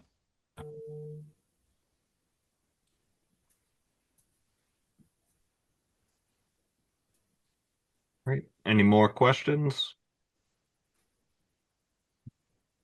All right.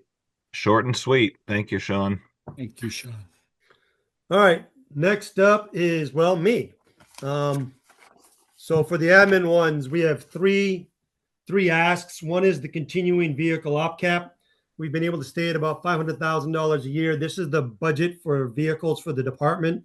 We've been at this point, I think, for almost 10 years now and been able to hold at that. And we're going to continue to do that this year. The next one is asking to increase the funding for hazardous waste days. The quarterly hazardous waste days that happen at the solid waste facility are actually funded by the general fund because anybody from the town can go there. It doesn't come out of the enterprise fund. As a result, it comes out of my budget. What we have found is they tend to cost about $35,000 plus per quarter.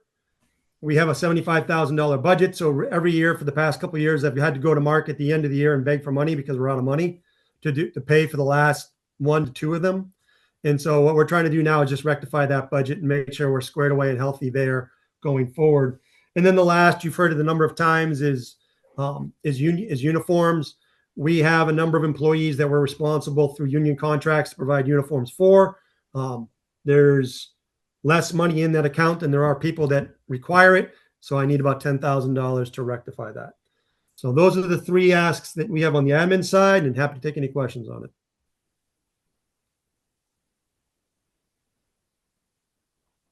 Cool. Any questions? Just a comment is DPW takes care of snow removal, and this was one heck of a year. So thank you very much.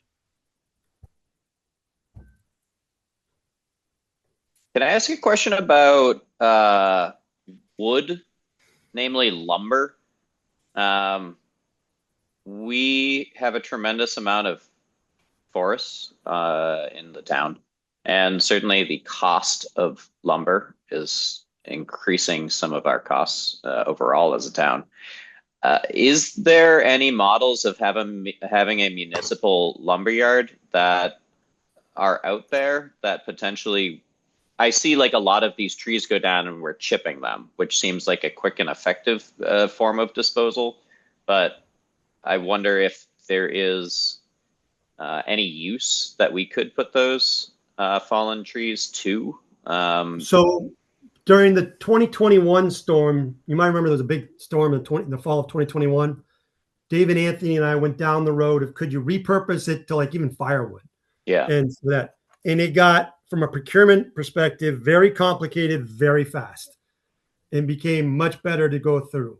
Where I thought you were going to go is say, hey, look, you own a lot of woods. Could you just clear cut the woods and make lumber out of it? And I will tell you, there is people in this town that take their trees really, really seriously.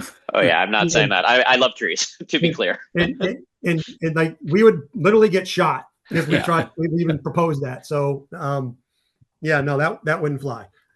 I mean, there are legitimate models when it comes to forest management that currently we're not managing our forests, and I would argue that we would. That's a whole different conversation. But yeah, I was more thinking more the downed and firewood track of the question. But yeah, no, we went down that rabbit hole in 2021, Dave Anthony and I, and it just became too much of a nightmare to try to figure out how to do that in a way that complies with all the procurement laws and things of that nature. Okay, thank you for having that thought before. You're welcome.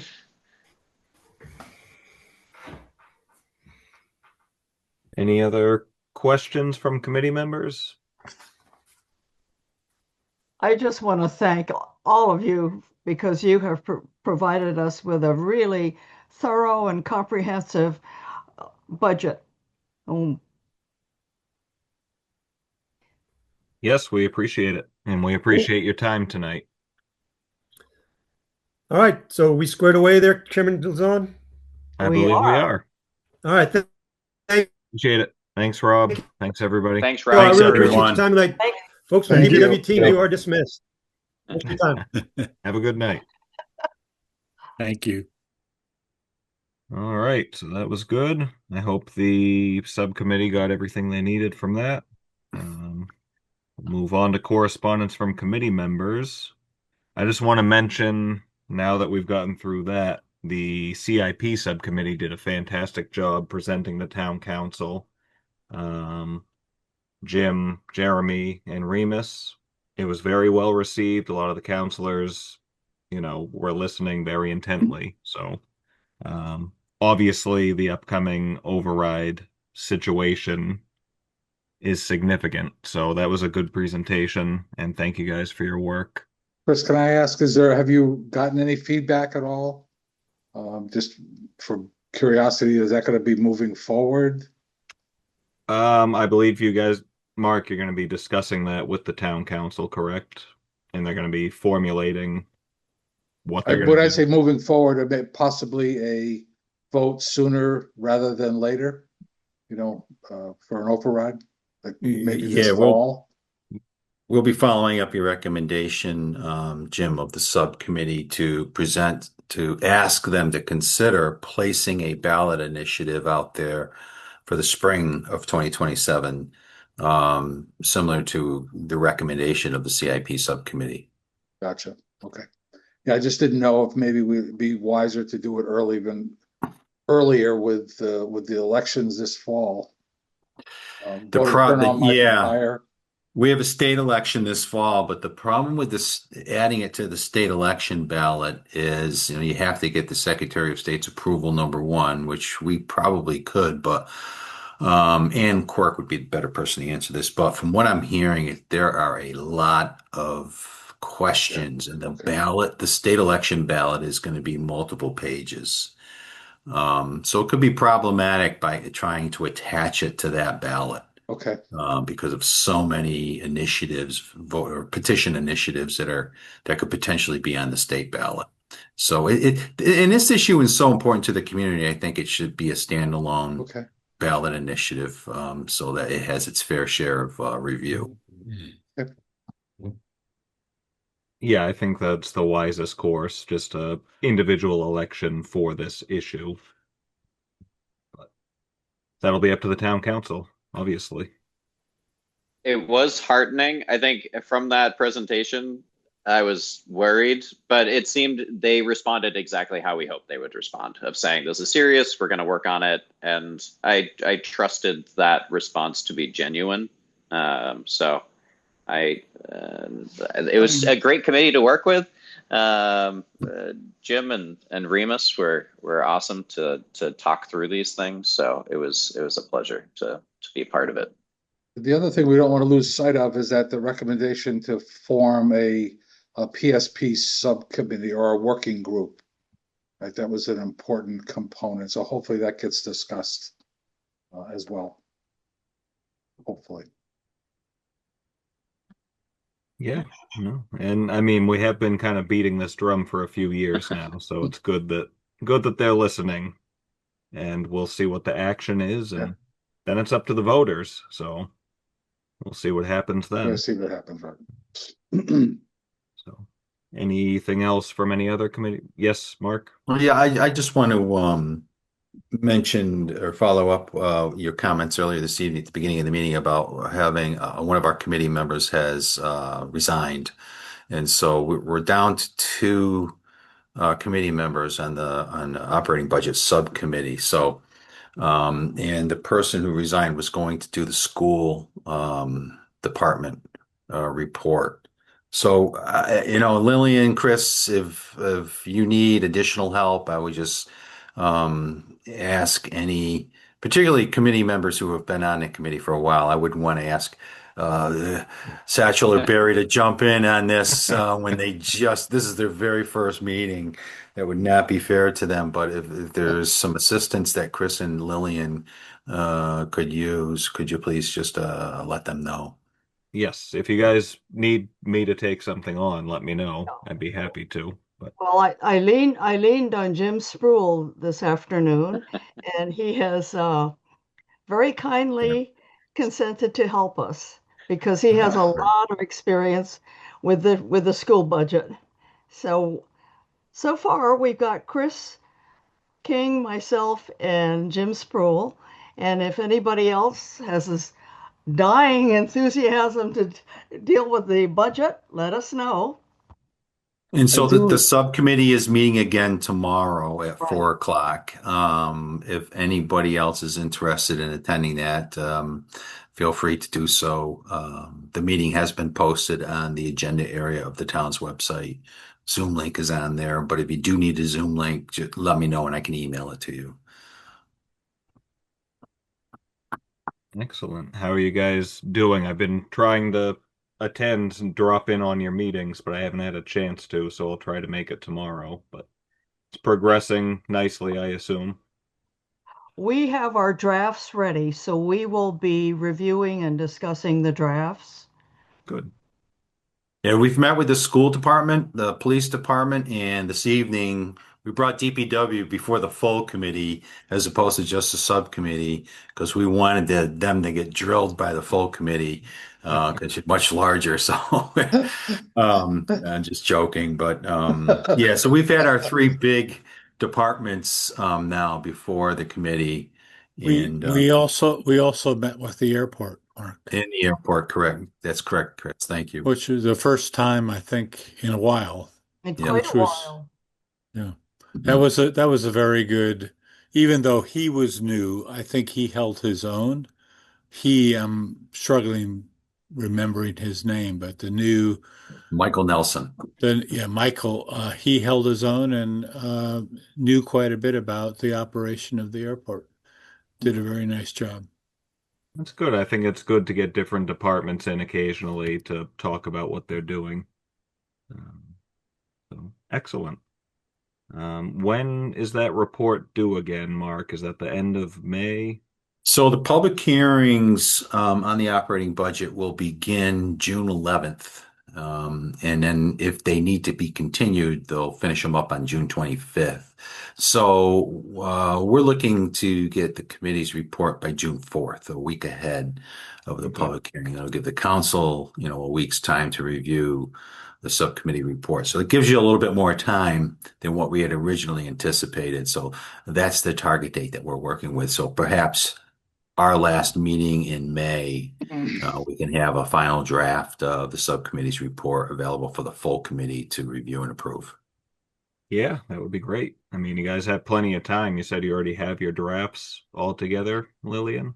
Yeah. Yes, Not quite all the drafts, but we have the enterprise drafts still working on the police and the DPW. I was waiting for DPW to come in today to be able to start finishing that draft. I think Lillian, you have quite a bit of your stuff yeah, done. although I have drafted the revenue, general fund, and fixed costs. And since I'm scheduled to be out of town the last 2 weeks in May, Chris King and I are trying to wrap it up and have a first draft to the full CFAC by mid-May, if possible. Excellent.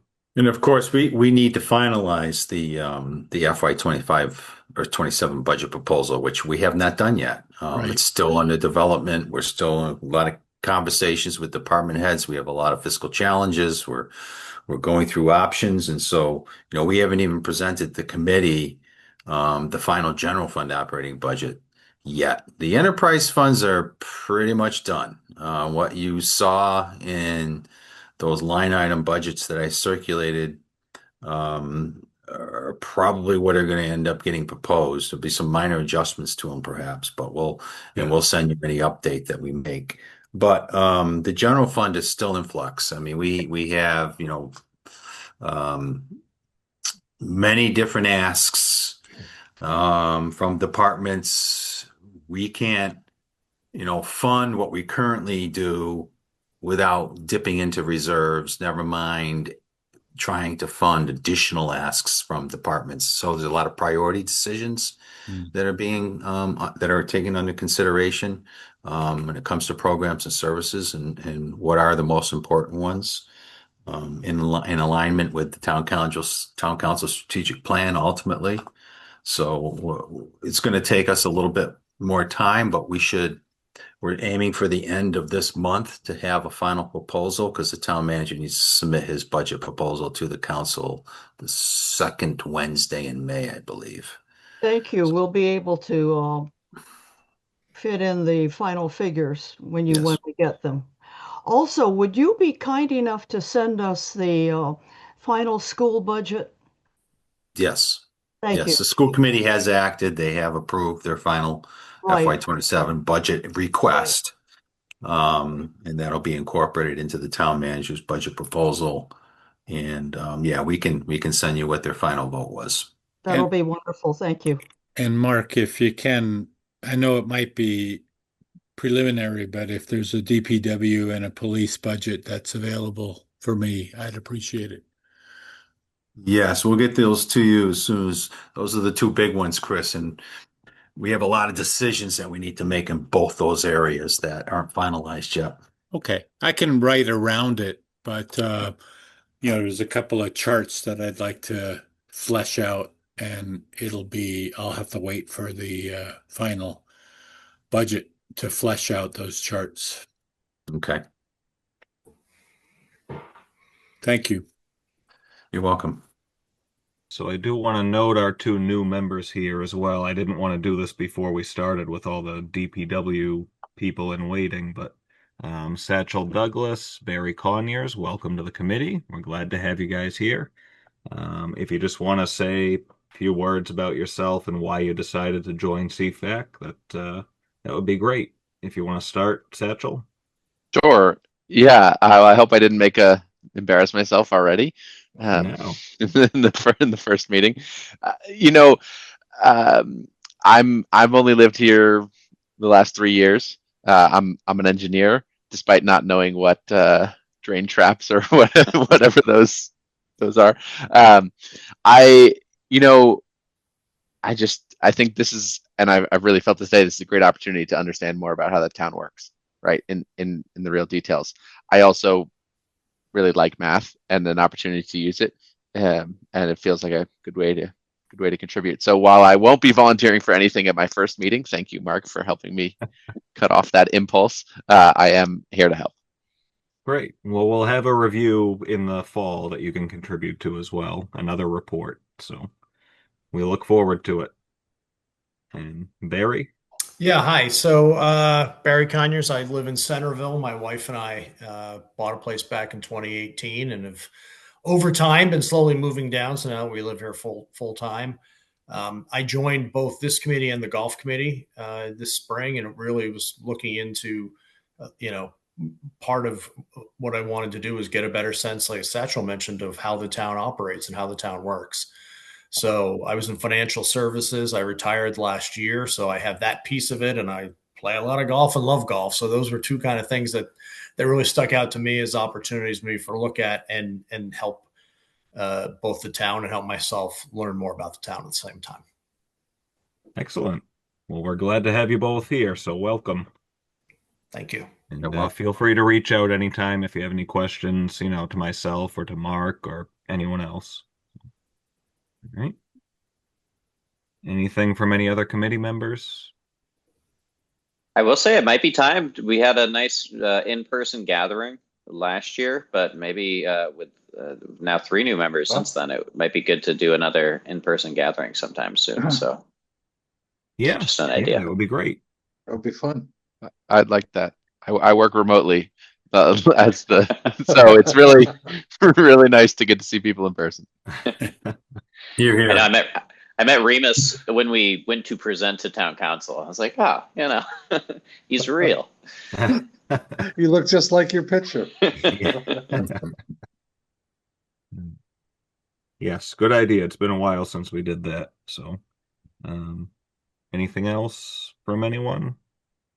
Mark As or I Gary? mentioned, we are having that presentation on our fiscal policy and revenue strategy, specifically as it relates to the comprehensive wastewater management plan this Thursday night at the town council meeting. So we'll be doing a workshop up front.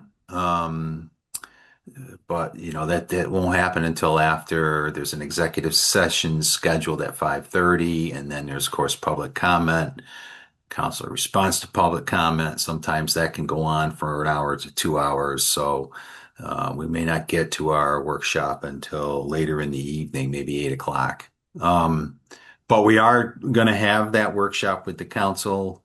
We'll provide them our recommendation, which is a debt exclusion to continue the implementation of this program, and what the financial impact of that is, what the procedures look like in terms of a ballot initiative, what steps they need to take to do so, and then I'll turn it over to our town attorney. He's going to discuss, some of the campaign election laws,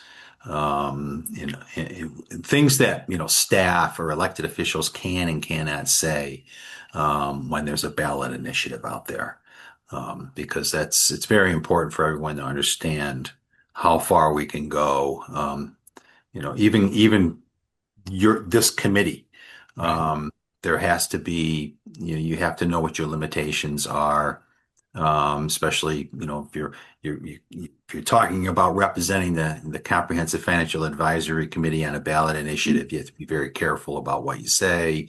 As an individual, you're granted a lot more flexibility, but a town attorney is going to provide some comments on that and some written documentation, which I will share with the committee members. So you'll have that available to you.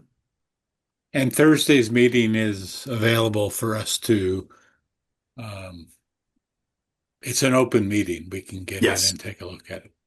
Yep. Okay. Yep. You can watch it on the town's website, or go to the town council hearing room and be there in person if you'd like, but you can watch it live on the town's website as well.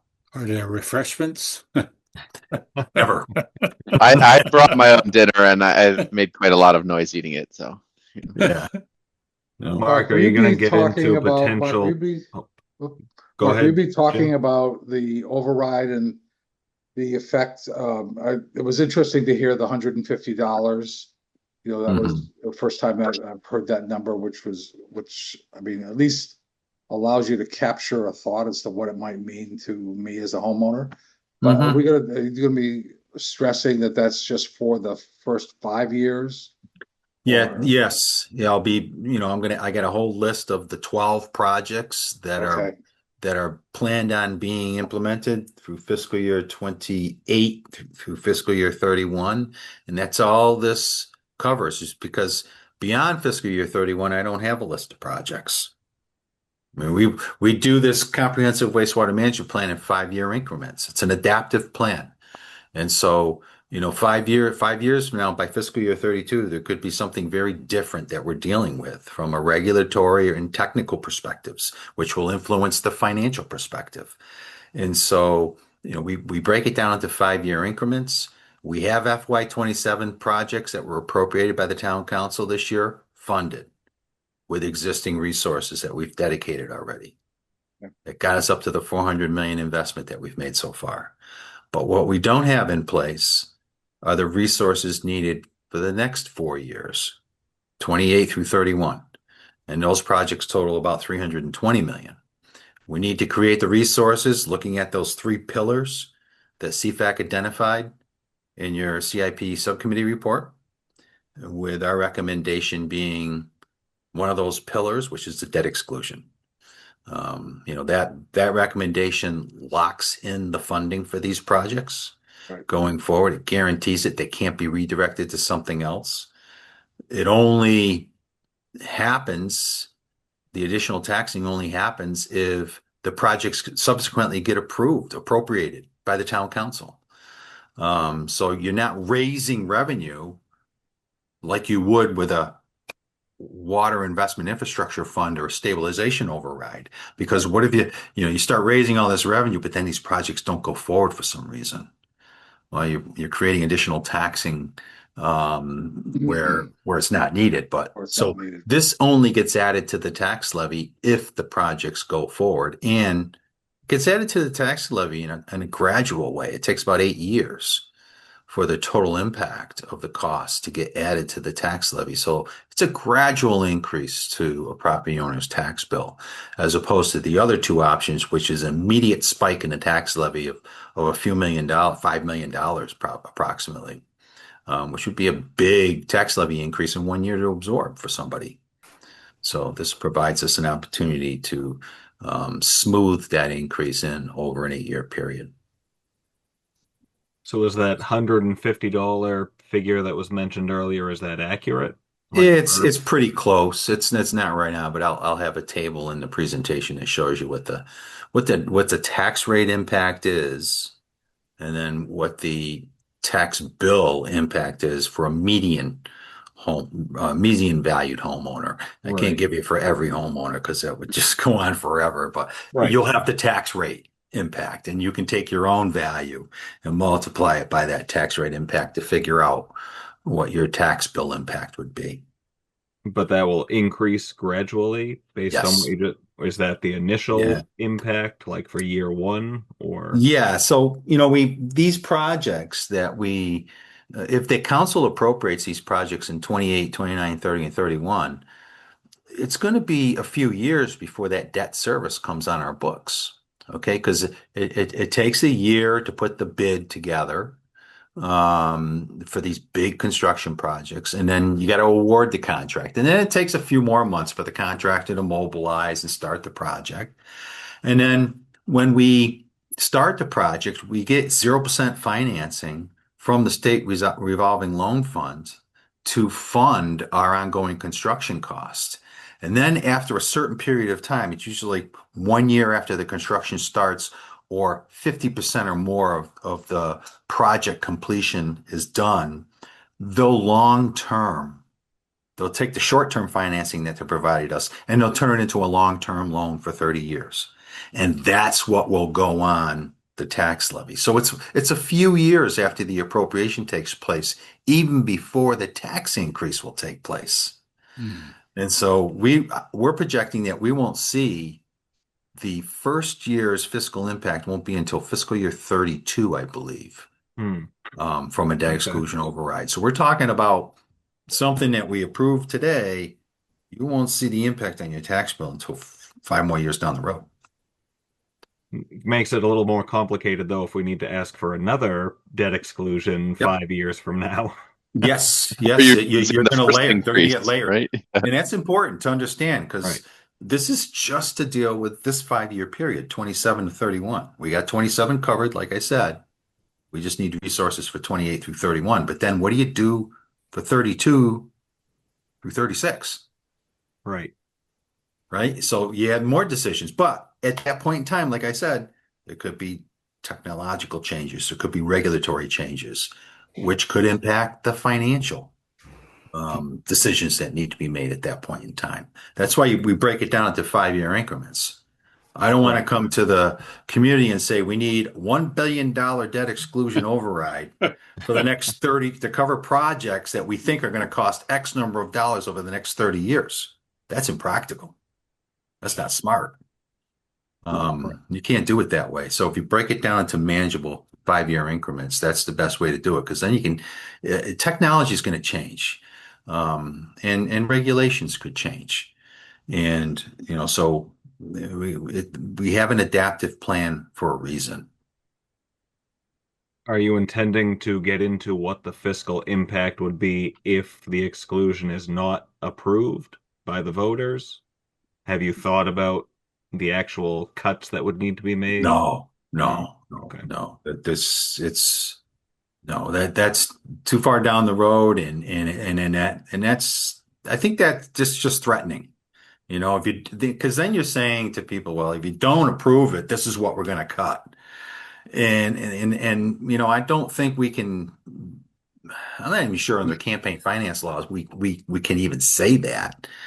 Um, because that's kind of like advocating for a ballot initiative, Yeah. telling people, well, if you don't do this, and we're going to cut that.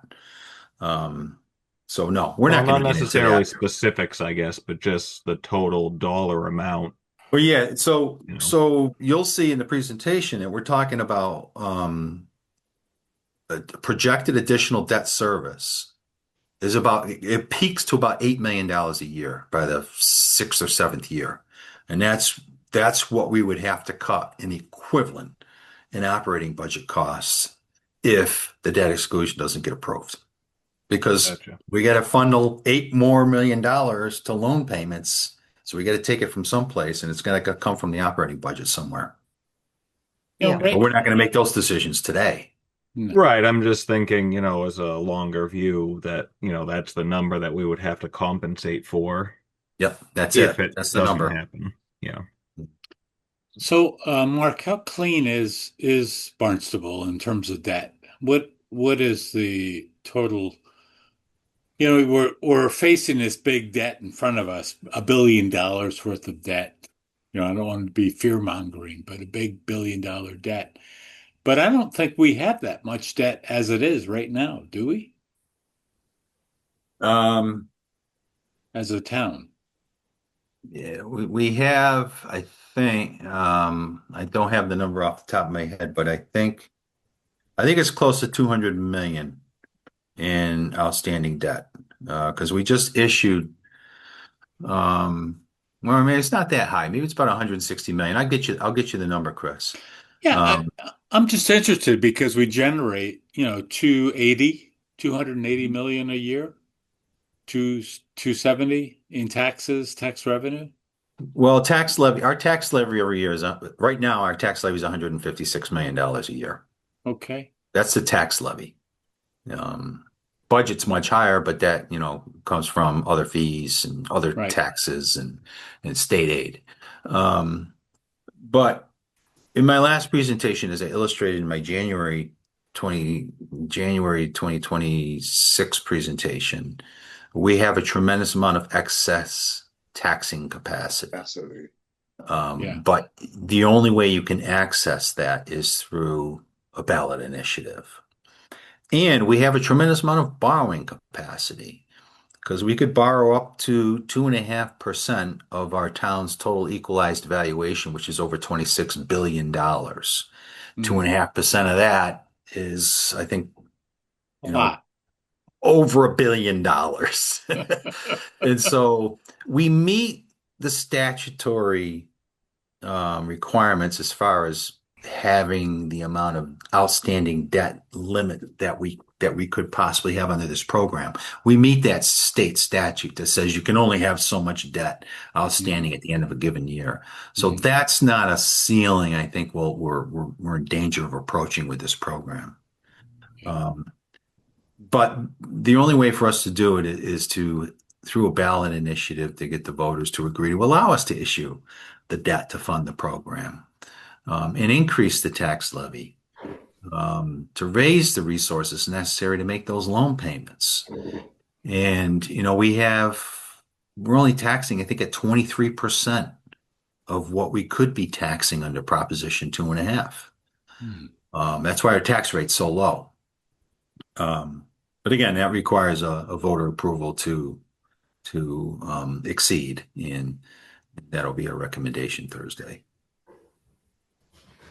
Mark, where do you think a water infrastructure fund would be useful? Because it does seem like it does exist for a purpose, and it does seem like that is a purpose that we are in need of. I get it for this time around. It doesn't seem like something that has the flexibility or maybe the inflexibility that we're looking for, but do you see it being a component that we would want to adopt in coming years? It could be, another solution for the next 5 years worth of projects, but that investment infrastructure fund is a larger um, choice of options as to how to use it. It's not just restricted to sewer infrastructure, right?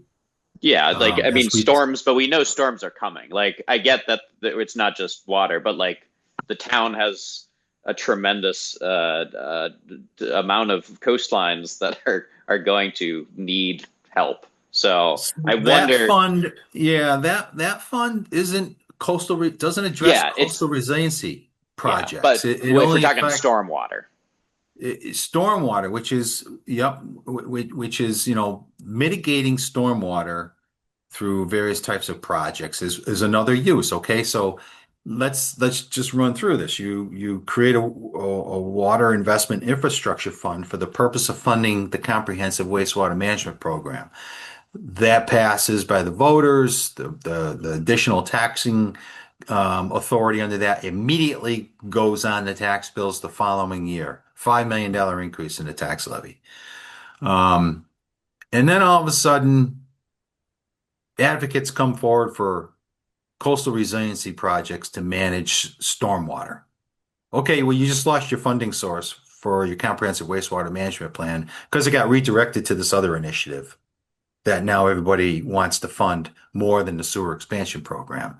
So that's one of the reasons I wouldn't recommend going down that road just yet, is because we're trying to address this program first. it You could use that. I totally You could, agree. It does seem like we are going to need it though. Like, I don't disagree that it isn't necessarily the solution for CWMP, but yeah, it does seem like the purpose of that fund in general, why it yeah. exists, is going to be Well, something we will need. there's no list of projects that currently exist, Jeremy, that qualify as stormwater um, coastal resiliency, other than the one we're doing at Sandy Neck, which Hmm. is the removing the gatehouse and the access road to the off-road beach. And now we got funded through state grants. So there is no other major list like we do like we have for the sewer expansion program. There's no major list of coastal resiliency projects that Which currently I'll exists. be honest, is slightly concerning. Yeah.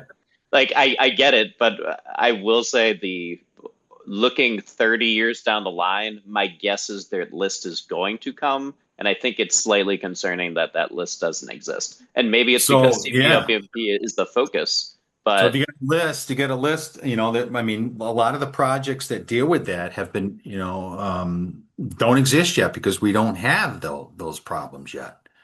Um, but if you want to try to, we certainly try to anticipate where the problems might lie, but we don't have them yet.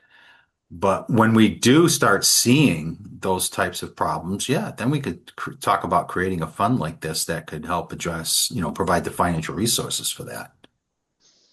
So I I think your guess my concern concern, would Mark, be is that if you we create know the they're coming. fund, all of a sudden these projects will crop up, to take the money from the fund. Is that I what don't your know. concern No, would be?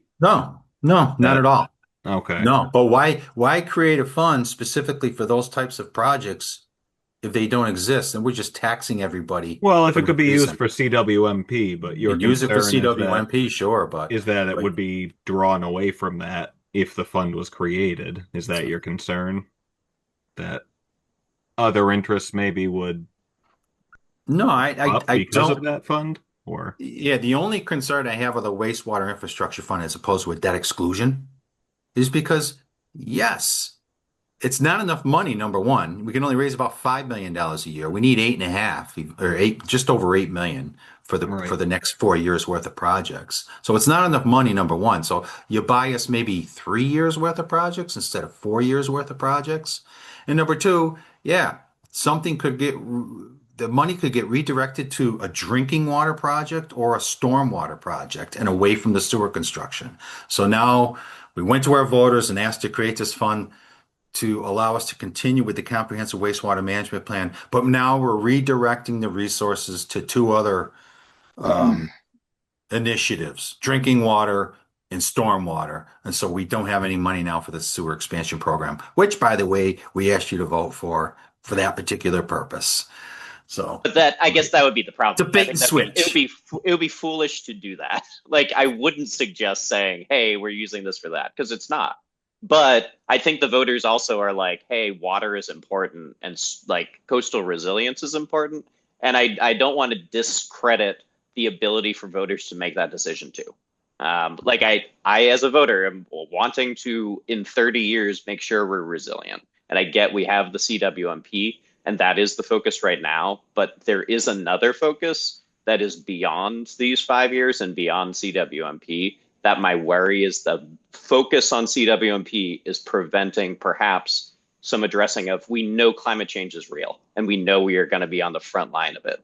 And that is my fear, is that if we're like, but they're not getting CWMP money, fine. Like, we need money for other things too down the road. And I get right now it's not that. So I'm just saying that, like, I get right now, I'm not advocating it for this year, but it does seem that in years to come, we need to think ahead beyond It's a great point. CWMP.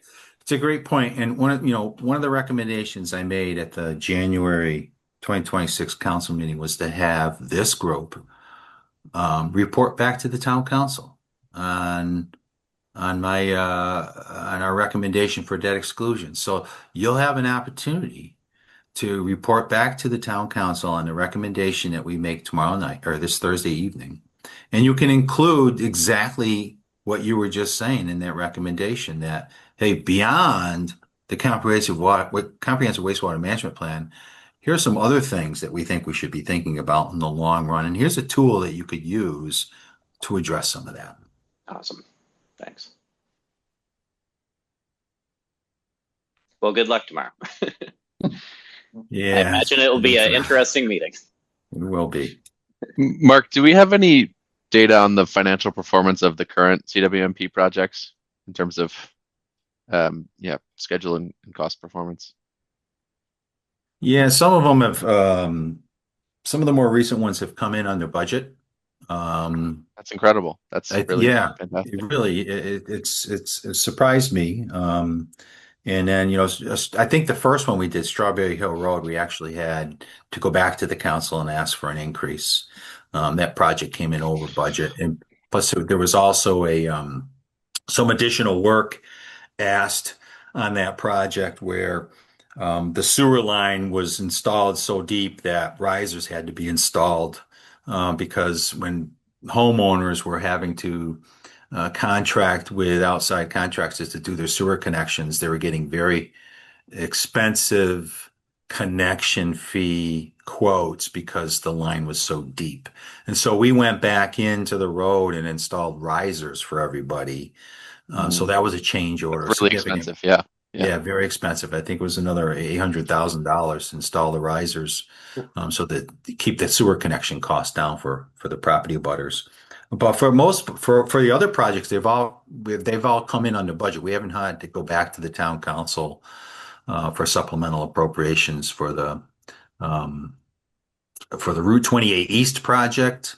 Route 28 West is just getting under construction, so that's within budget so far.